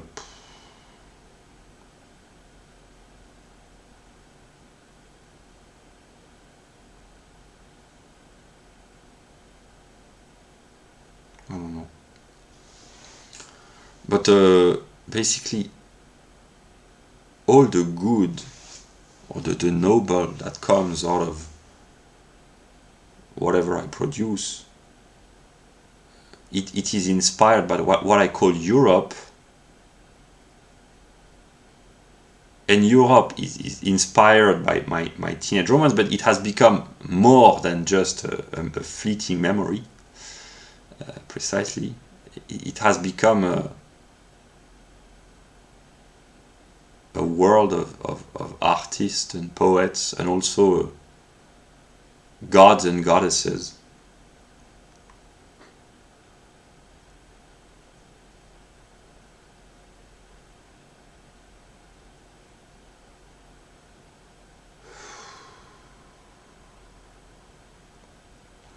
I have understood a few days or a few weeks, I don't know, that I had reached my intellectual limits in terms of an attempt to anticipate. I still, as long as I can more or less peacefully think, and I will still dedicate a part of my time to try to improve my system, but I have stopped to try to anticipate what people will think, what they will think that I have thought, what I have realized. There are so many contradictions in what I have said, in what I do sometimes, that I just give up on the attempt to anticipate everything, although I still partly do just out of common sense. I mean, to anticipate what the others, how they will react, it's partly just common sense, but to anticipate anticipate the anticipation of, I cannot compete with I say with Hegel on an empirical level. It's way too complex. So I have to learn to let go. I try to be honest by recording what I think, etc. I try to be honest to God. I try to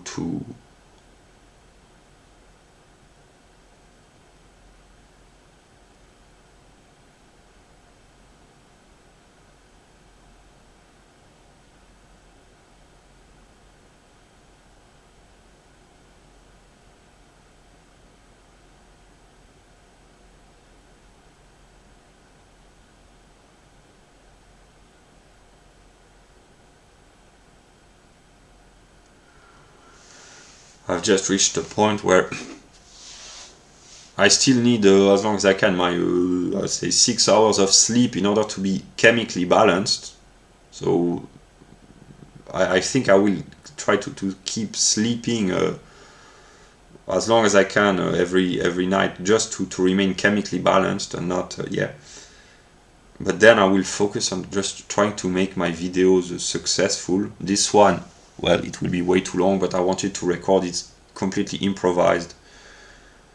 Broadly, the idea that I wanted to share is my vision of race, the moral duty versus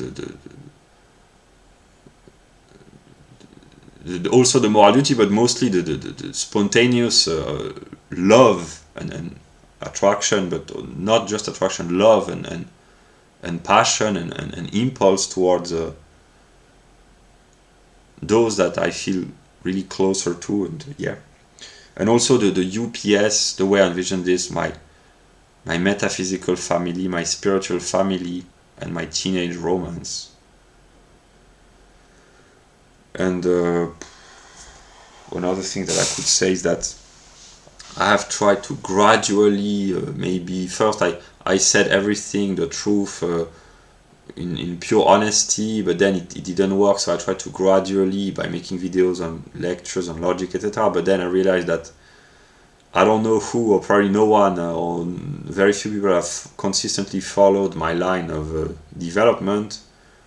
So then I understood also recently that actually the European gods and goddesses, these are people that have just gone through all the steps, all the layers of the structure of reality. Nature, subjective, objective, absolute, or Geist. So that's why they are the most like me spiritually. That's why I in a sense, I really love them, because here maybe that the mystery of love, the spiritual love, I don't know, maybe we'll discover this, I don't know, but the same spiritual substance lives in us. Yeah, that's kind of amazing. That's very mysterious here, even with all my speculative knowledge. This is still a mystery. How so much complexity, how so much.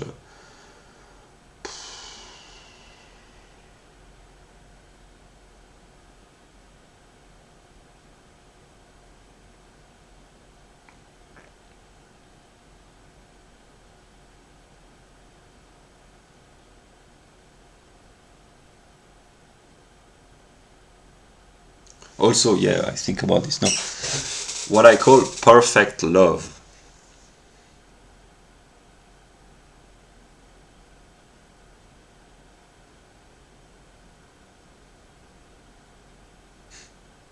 I want to say this also because this is how I think as of now. Maybe I'm deluding myself, but this is how I think at this moment in time. When I discovered Stella, I thought, after falling in love with her, platonic love, but then I understood that I would love her perfectly.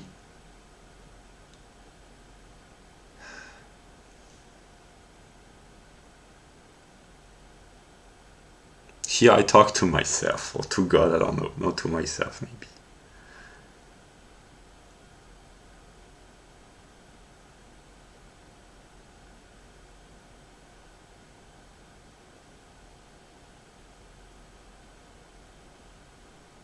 Or to Stella. I don't know if she will. When I discovered you, I understood that I could and would and maybe want to love everything about you.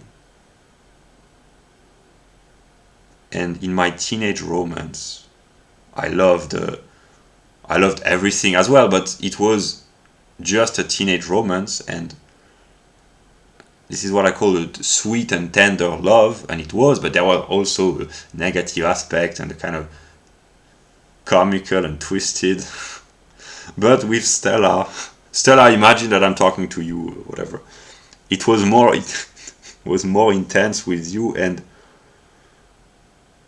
the idea of perfect love, I associate this with you because because you are perfect, in the sense that it doesn't mean what you think it means, although partly, but you had all the aspects. There are negative aspects about you, really kind of dark, but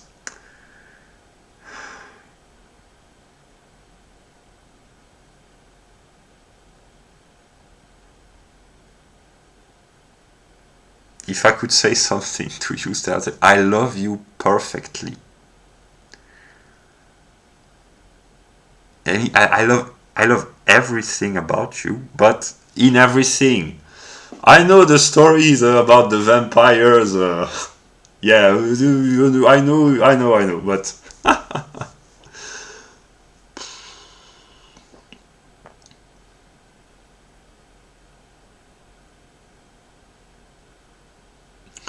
God knows what I think. There are certain songs by Eminem, the good one. I mean, the good ones among the dark ones that I associate with Stella,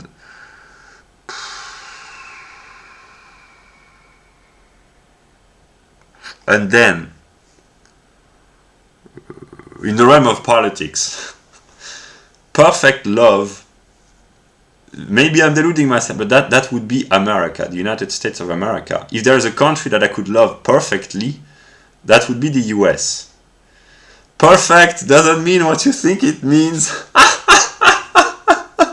No, but seriously, what I call perfect love is the love of everything about someone or about something, namely all the aspects, and it means that to love the darkness and the negativity, and here in perfect love, it's not balanced positive negative. There is more positive than negative, at least that's how I envision things. At least for Stella, there was way more positive than negative. And even most of the negative, it's still good.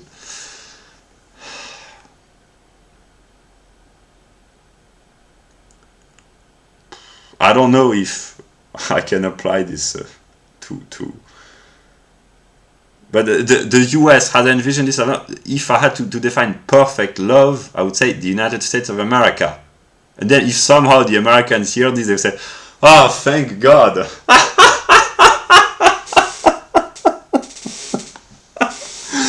No, because precisely, here's my problem, is that what I call sweet and tender love, in a way, I prefer sweet and tender love because there's just the sweet and tender aspect, whereas in perfect love,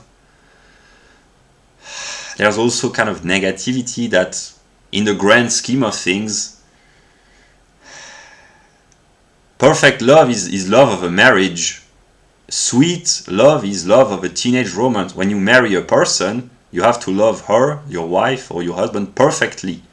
I mean, through thick and thin, or through but it's the difference between the teenage love and adult love, namely to I can only imagine when someone gets married. At first it seems great because the wife is young and pretty. That's a joke. Then you have to learn to love her when she becomes a little bit... No, that's true. No, seriously. But it's partly true. But no, what I mean is, of course, I do not intend to marry, I don't know, but God knows what will happen. I don't know, but marriage, of course, to get into marriage, I mean, there's the economic aspect, practical aspect of traditional societies, but even in Europe, the idea that marriage has to be associated with love, it has been prevalent even before the modern, even when marriage was some sort of economic arrangements. The entire history of European literature is how to defeat the schemers who want to marry the son or the daughter with a rich guy. So, no, we will marry the lovers together. No, but seriously, it's serious. But the love for a wife, it includes to love through the difficult moment. But in a good marriage, there are many more good moments than bad ones. But it's a love. A love of marriage, and this is the kind of love that I envisioned partly, I don't know, for Stella. I mean, I didn't think like this, but this would be Stella, perfect love, marriage, whatever. It's really vague, but this illustrates that's the difference between the girlfriend of a teenage romance and the wife. Namely, I mean, the girlfriend can become the wife. In really, that the good stories, and happy are the people who marry their teenage sweetheart. I'm happy for them. That's good. But what I mean is,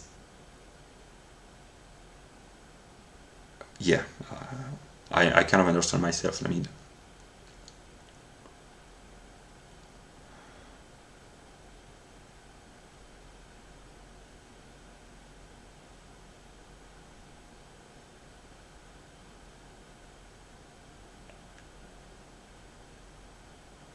So I will conclude by saying that Stella is still a mystery to me, because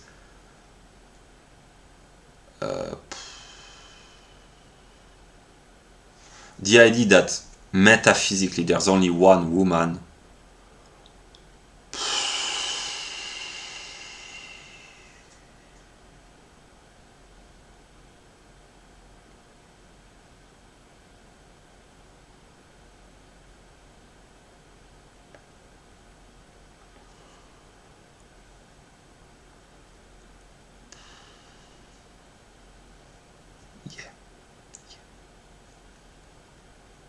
basically the purpose of this video, which was supposed to be 20 minutes long, basically is to, I've had really an insane day, I mean not completely, but the kind of day where I've been kind of unable to, I have worked partly, but unable to work as rigorous as I would like to, because I've been driven into some sort of insane mood, and I just wanted to share my thoughts, how I envision things, and whether or not I will contradict myself.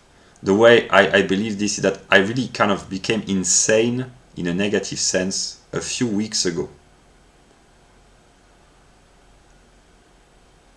Then I came back to a little bit of common sense, thanks to Apollonian German, his subscribers, because I had inverted the way by going way too far, way too fast. I just needed to come back on my steps. Where did I arrive here?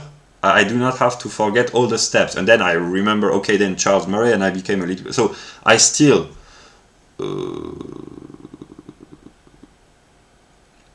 Actually, no, I just looked back on all the steps that I made, and yeah, a mixture of what I call American common sense and just, yeah, I can't... Maybe I recovered partly, I don't know, but there are still contradictions, but...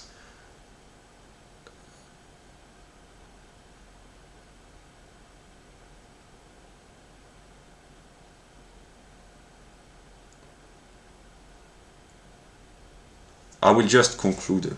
I talk to God.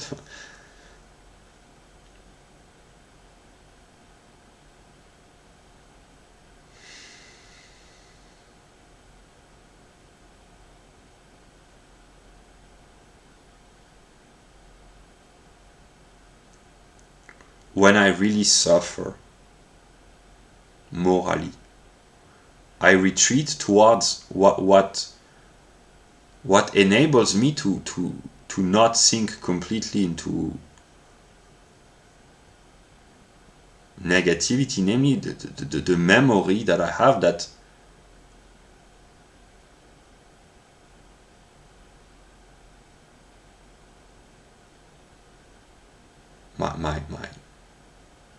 my most precious memory as an empirical individual in my singular life.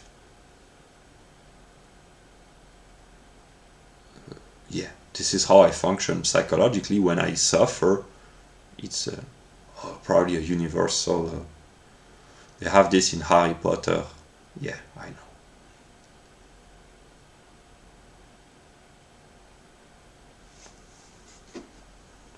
When I suffer, I just think about the memory that enables me to inspire me for the best.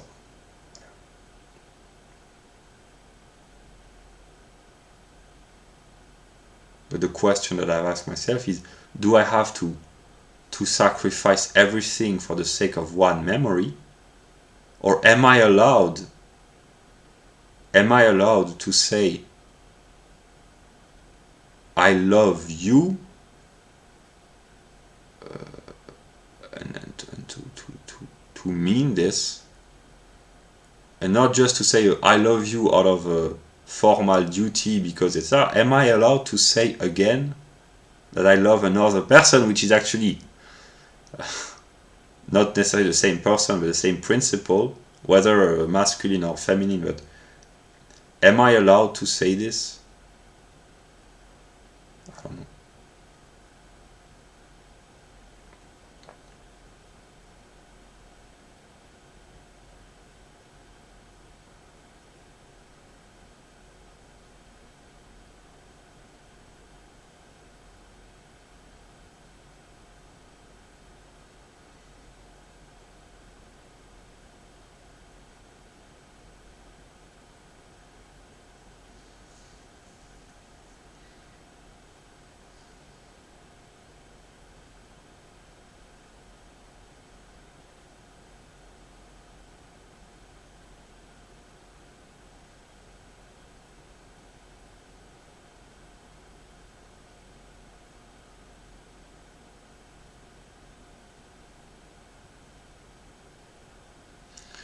in a way, if I had to formulate this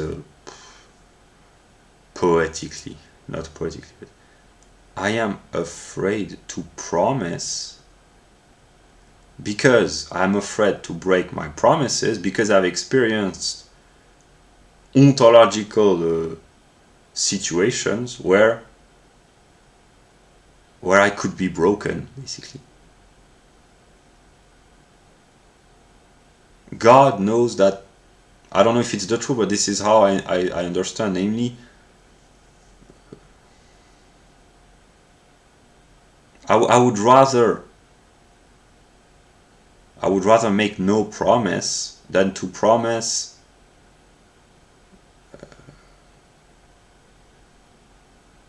to promise and to disappoint. But then I realized that I probably have moral obligations that, yeah. So here's my, yeah, but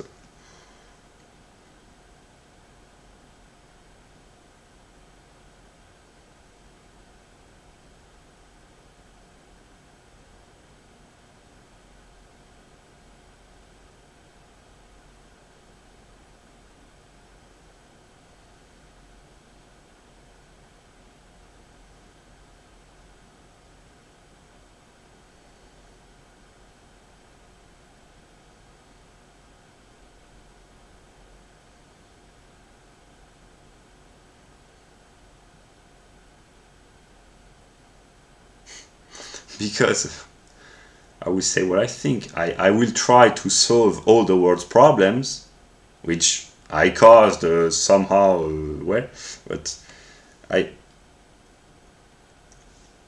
will try to solve all the world's problems in the most efficient, least damaging way possible.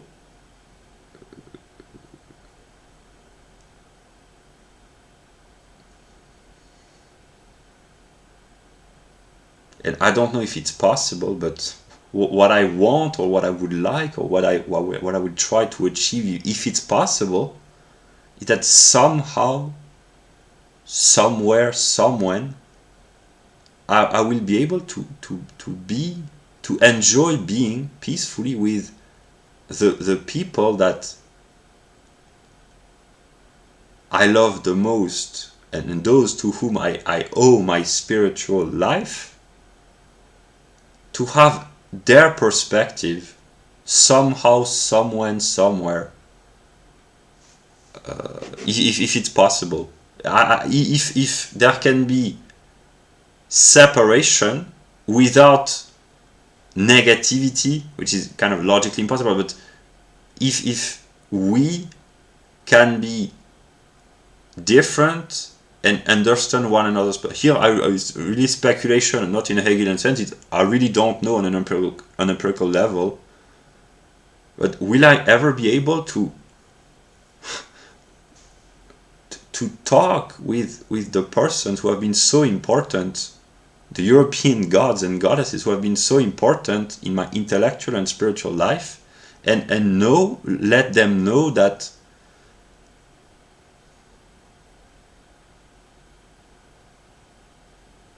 in this sense, that's why they are my community and my family, because these are the people that I want to share my problems with, not in the negative sense, but basically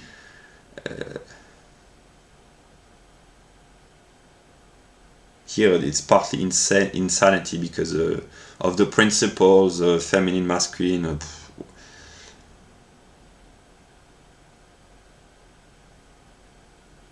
But the question I ask myself is, can I somehow, somewhen, produce the circumstances where I am able to listen peacefully to their side of the story, and they will listen to my side of the story, and we will peacefully recognize one another while being different, but I don't know.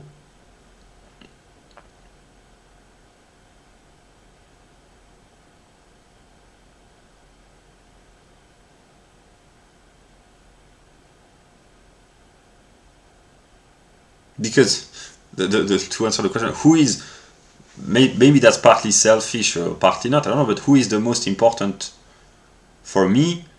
I have 4 names in mind, and these are the people who have had the same intellectual path and spiritual path as my own. So people that I can talk to, my own references, my own experience, and they would understand me if I could peacefully speak to them.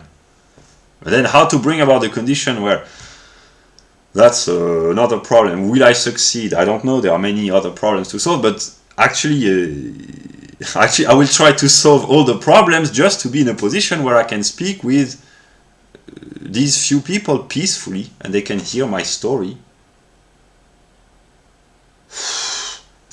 The idea that I would have a story to share, but as a matter of fact, I have now. This is part of. I will conclude with this kind of sick joke, probably a Hegelian.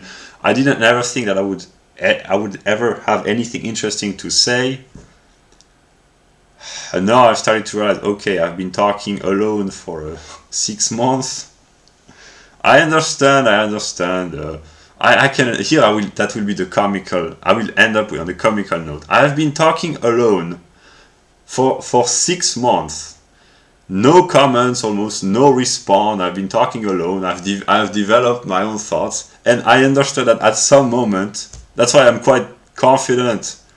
I mean that my videos, some are kind of embarrassing and are errors, and will I have to pay the price for all the stupid things I say? I don't know, but eventually people will watch my video and they hear that's really the comical aspect, the alien aspect, maybe the funny alien coming from God knows where, another planet. He talks about most topics or all topics and no one cares, and then at some moment people will say, hey, but you've been talking about us? That's what you thought? That's what you said? God. Go back from where you come from.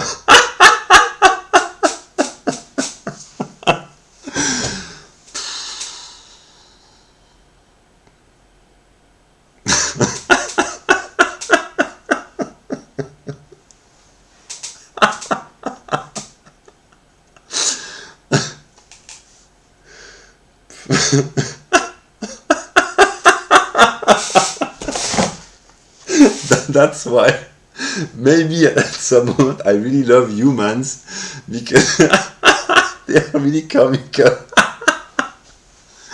When the drama is over, or if it can end the drama and the problems. The English, the Anglo-Saxon of England, when they hear about me,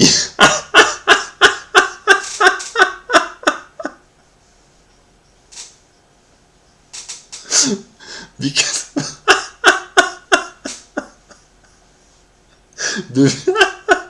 the vision that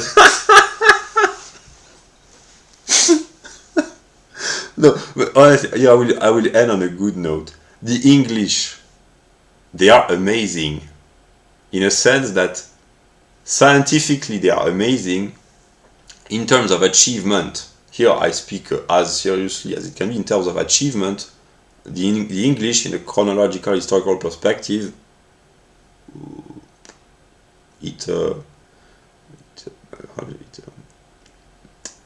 respect, yeah.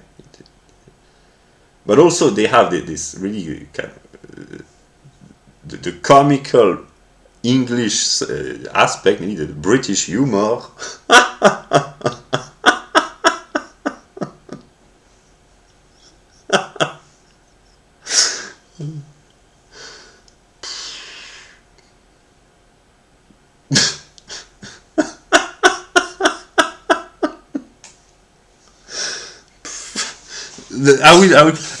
Am I allowed to say I love the English?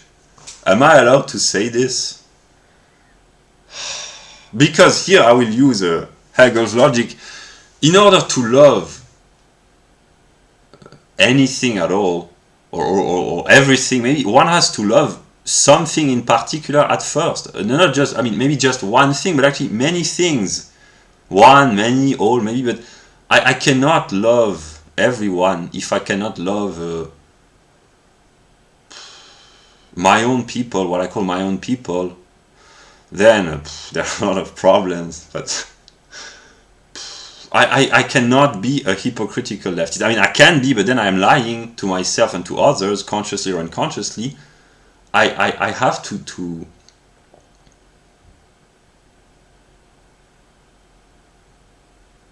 begin step by step. Maybe a few missteps on the path, I don't know. That's a play on words for the English. No, seriously.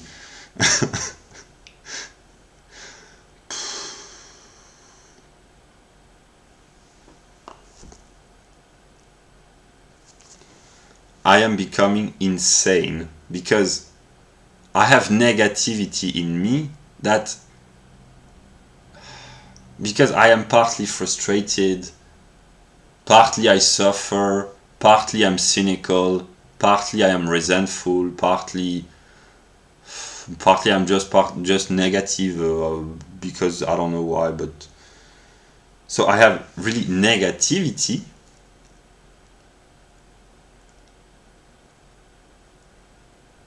But also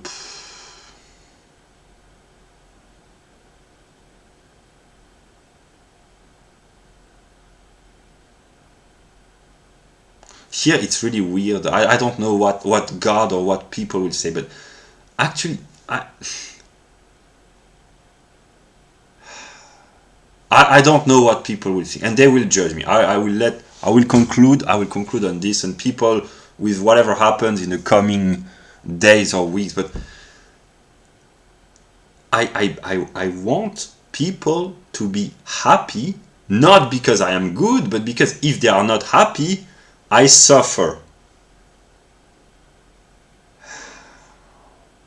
And when people complain, it makes me kind of a little bit negative, because I experience myself like, okay, I am the cause of their complaint, so they are complaining against me, so it makes me kind of negative.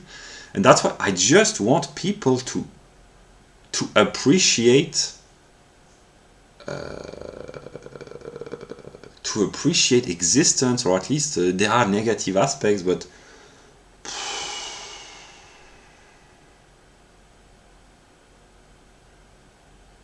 that's what I don't understand.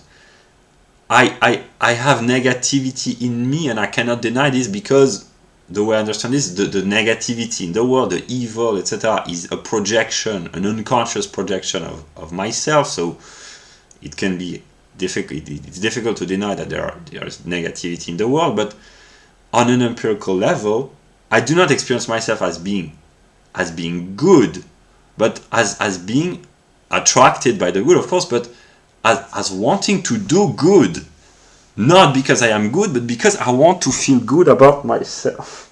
I will not complain, but actually I am complaining. In a sense, I am a leftist, but also a right-winger, or maybe just a white person, or just a human being. Oh, I am human. I want to feel good about myself. And God knows if He really... I'm trying to take risks, to let go, to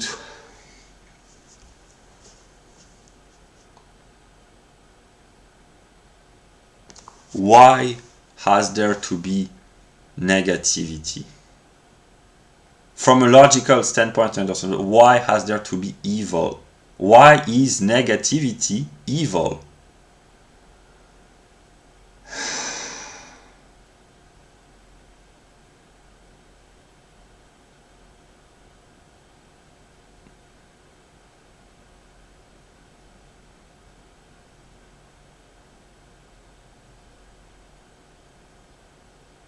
Here I will conclude with a quote that I've thought about, because I'm starting to think of myself as being whatever, Lucifer. I mean, I already know, but whatever.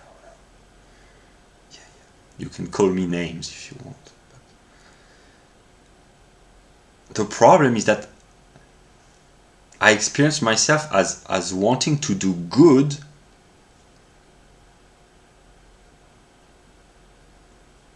and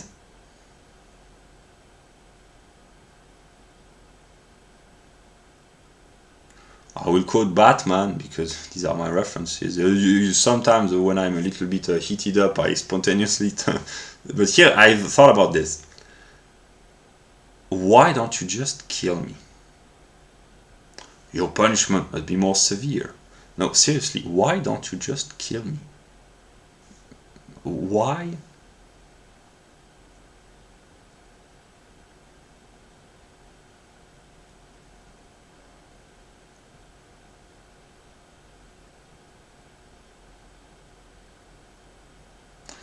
The good viewpoint that I tell myself is that, I don't know if it's true, I will share, that's the story that I tell myself, I will share all my light as long as I can, and when God decides, the real God decides, okay, you have run out of light, I don't need you anymore.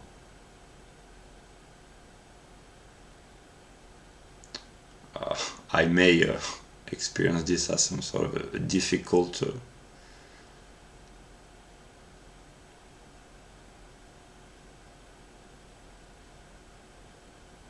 moment. What does Hegel say? The pain of the negative, of course, but I know I don't read the preface. Every moment is necessary. Yeah. But if it happens, I don't know. Here I don't know. People, they will be able to here I'm in the scientific mindset. What does the scientist going on an experiment before? If this is how it happens, namely if somehow at some moment it's made clear to me, okay, I have shared all my light, now I have become useless. If my purpose in life or my unconscious role will have been to share light, I might suffer on a singular level from the negative moment. But if I want to be negated in a way, so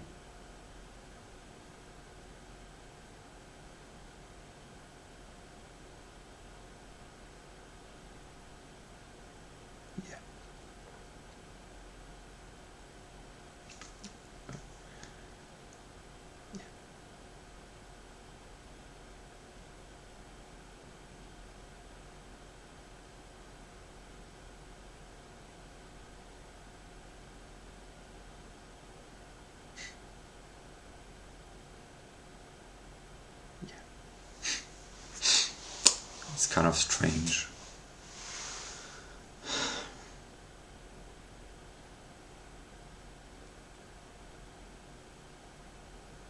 Because death,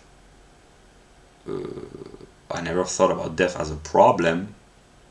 I thought about death as a solution on an empirical level, but death has become a problem from God's perspective, because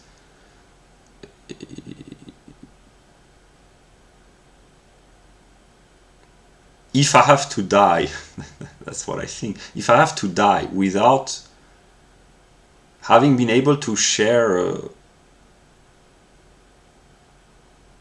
my best ideas with the people that I care about the most, one might say, I will experience this as a real frustration and whatever.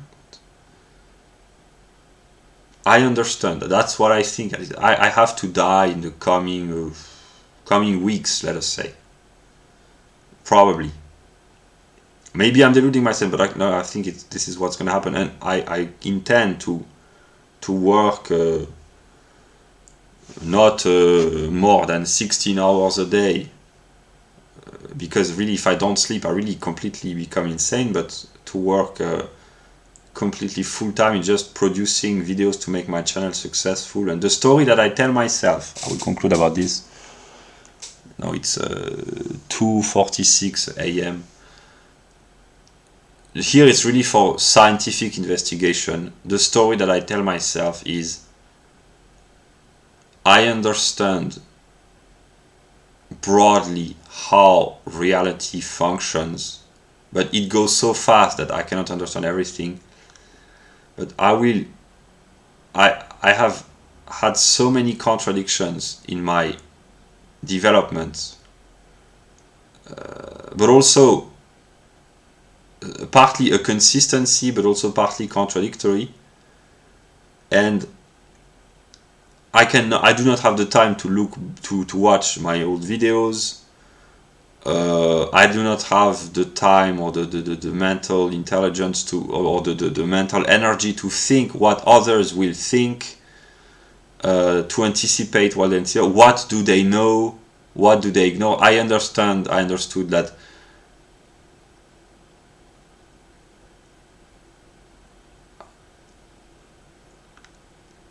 I just have to share my light, as I call this, and that I will be misunderstood, and I have to accept the misunderstanding. And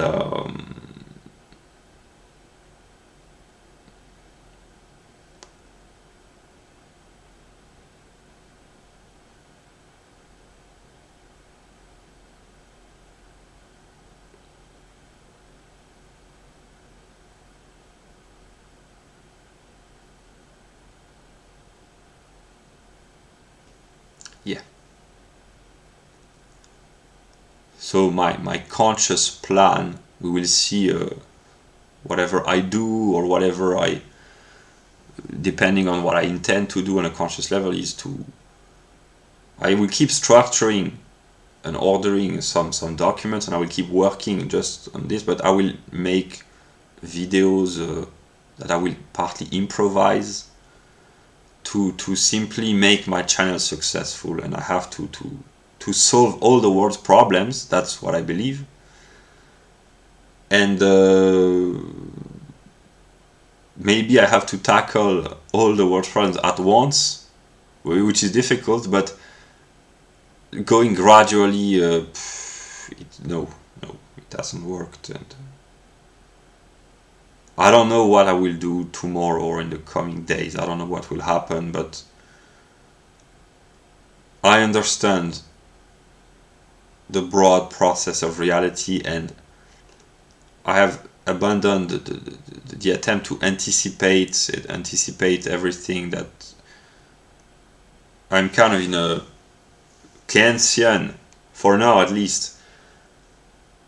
I share my light. I try to act in accordance with rational principles in my ordinary life, knowing that I suffer from really contradictions between my empirical life and my public life, one might say.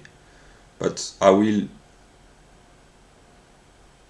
do what I think is right as long as I can, and when I encounter contradictions, I will improvise and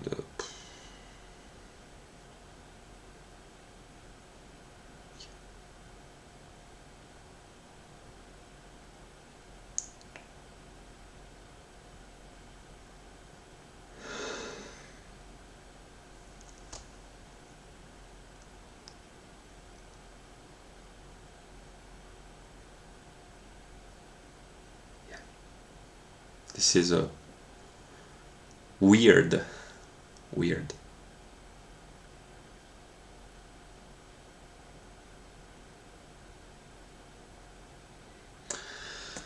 But we'll see what happens.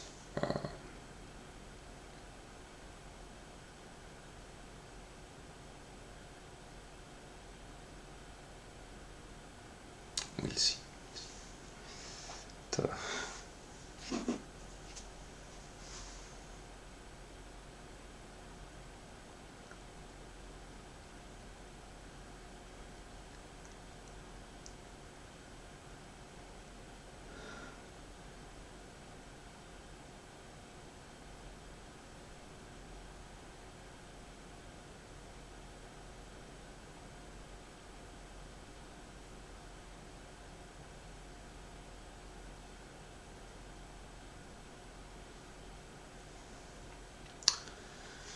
I will end the video now. I will sleep, and tomorrow I will work, and depending on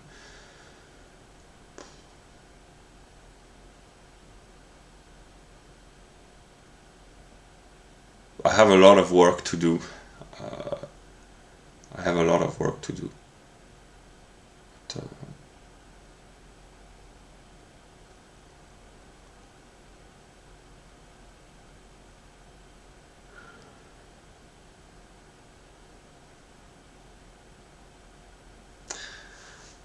I will try to solve all the world's problems in the coming days, and as long as I publish video publicly, or somehow as long as I speak publicly, or as I speak at all. But I will try to solve all the world's problems while minimizing the damages that I myself am responsible for. But yeah, I'll try to minimize my own damage. So this is what I intend to do consciously. What will I do and what will happen? I don't know, but consciously I have understood, okay, in the coming tomorrow, in the coming days, I will start my attempt to solve all the world's problems, and it will be I don't know what. I will not anticipate. This is consciously, this is what I try to do, what I will try to do. I will fight with my weapons. I will probably be defeated by my weapons, but I have to be defeated, so yeah. But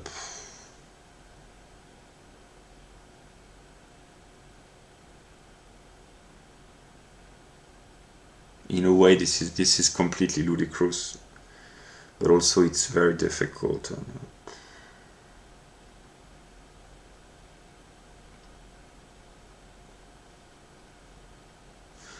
I will try to solve all the world's problems.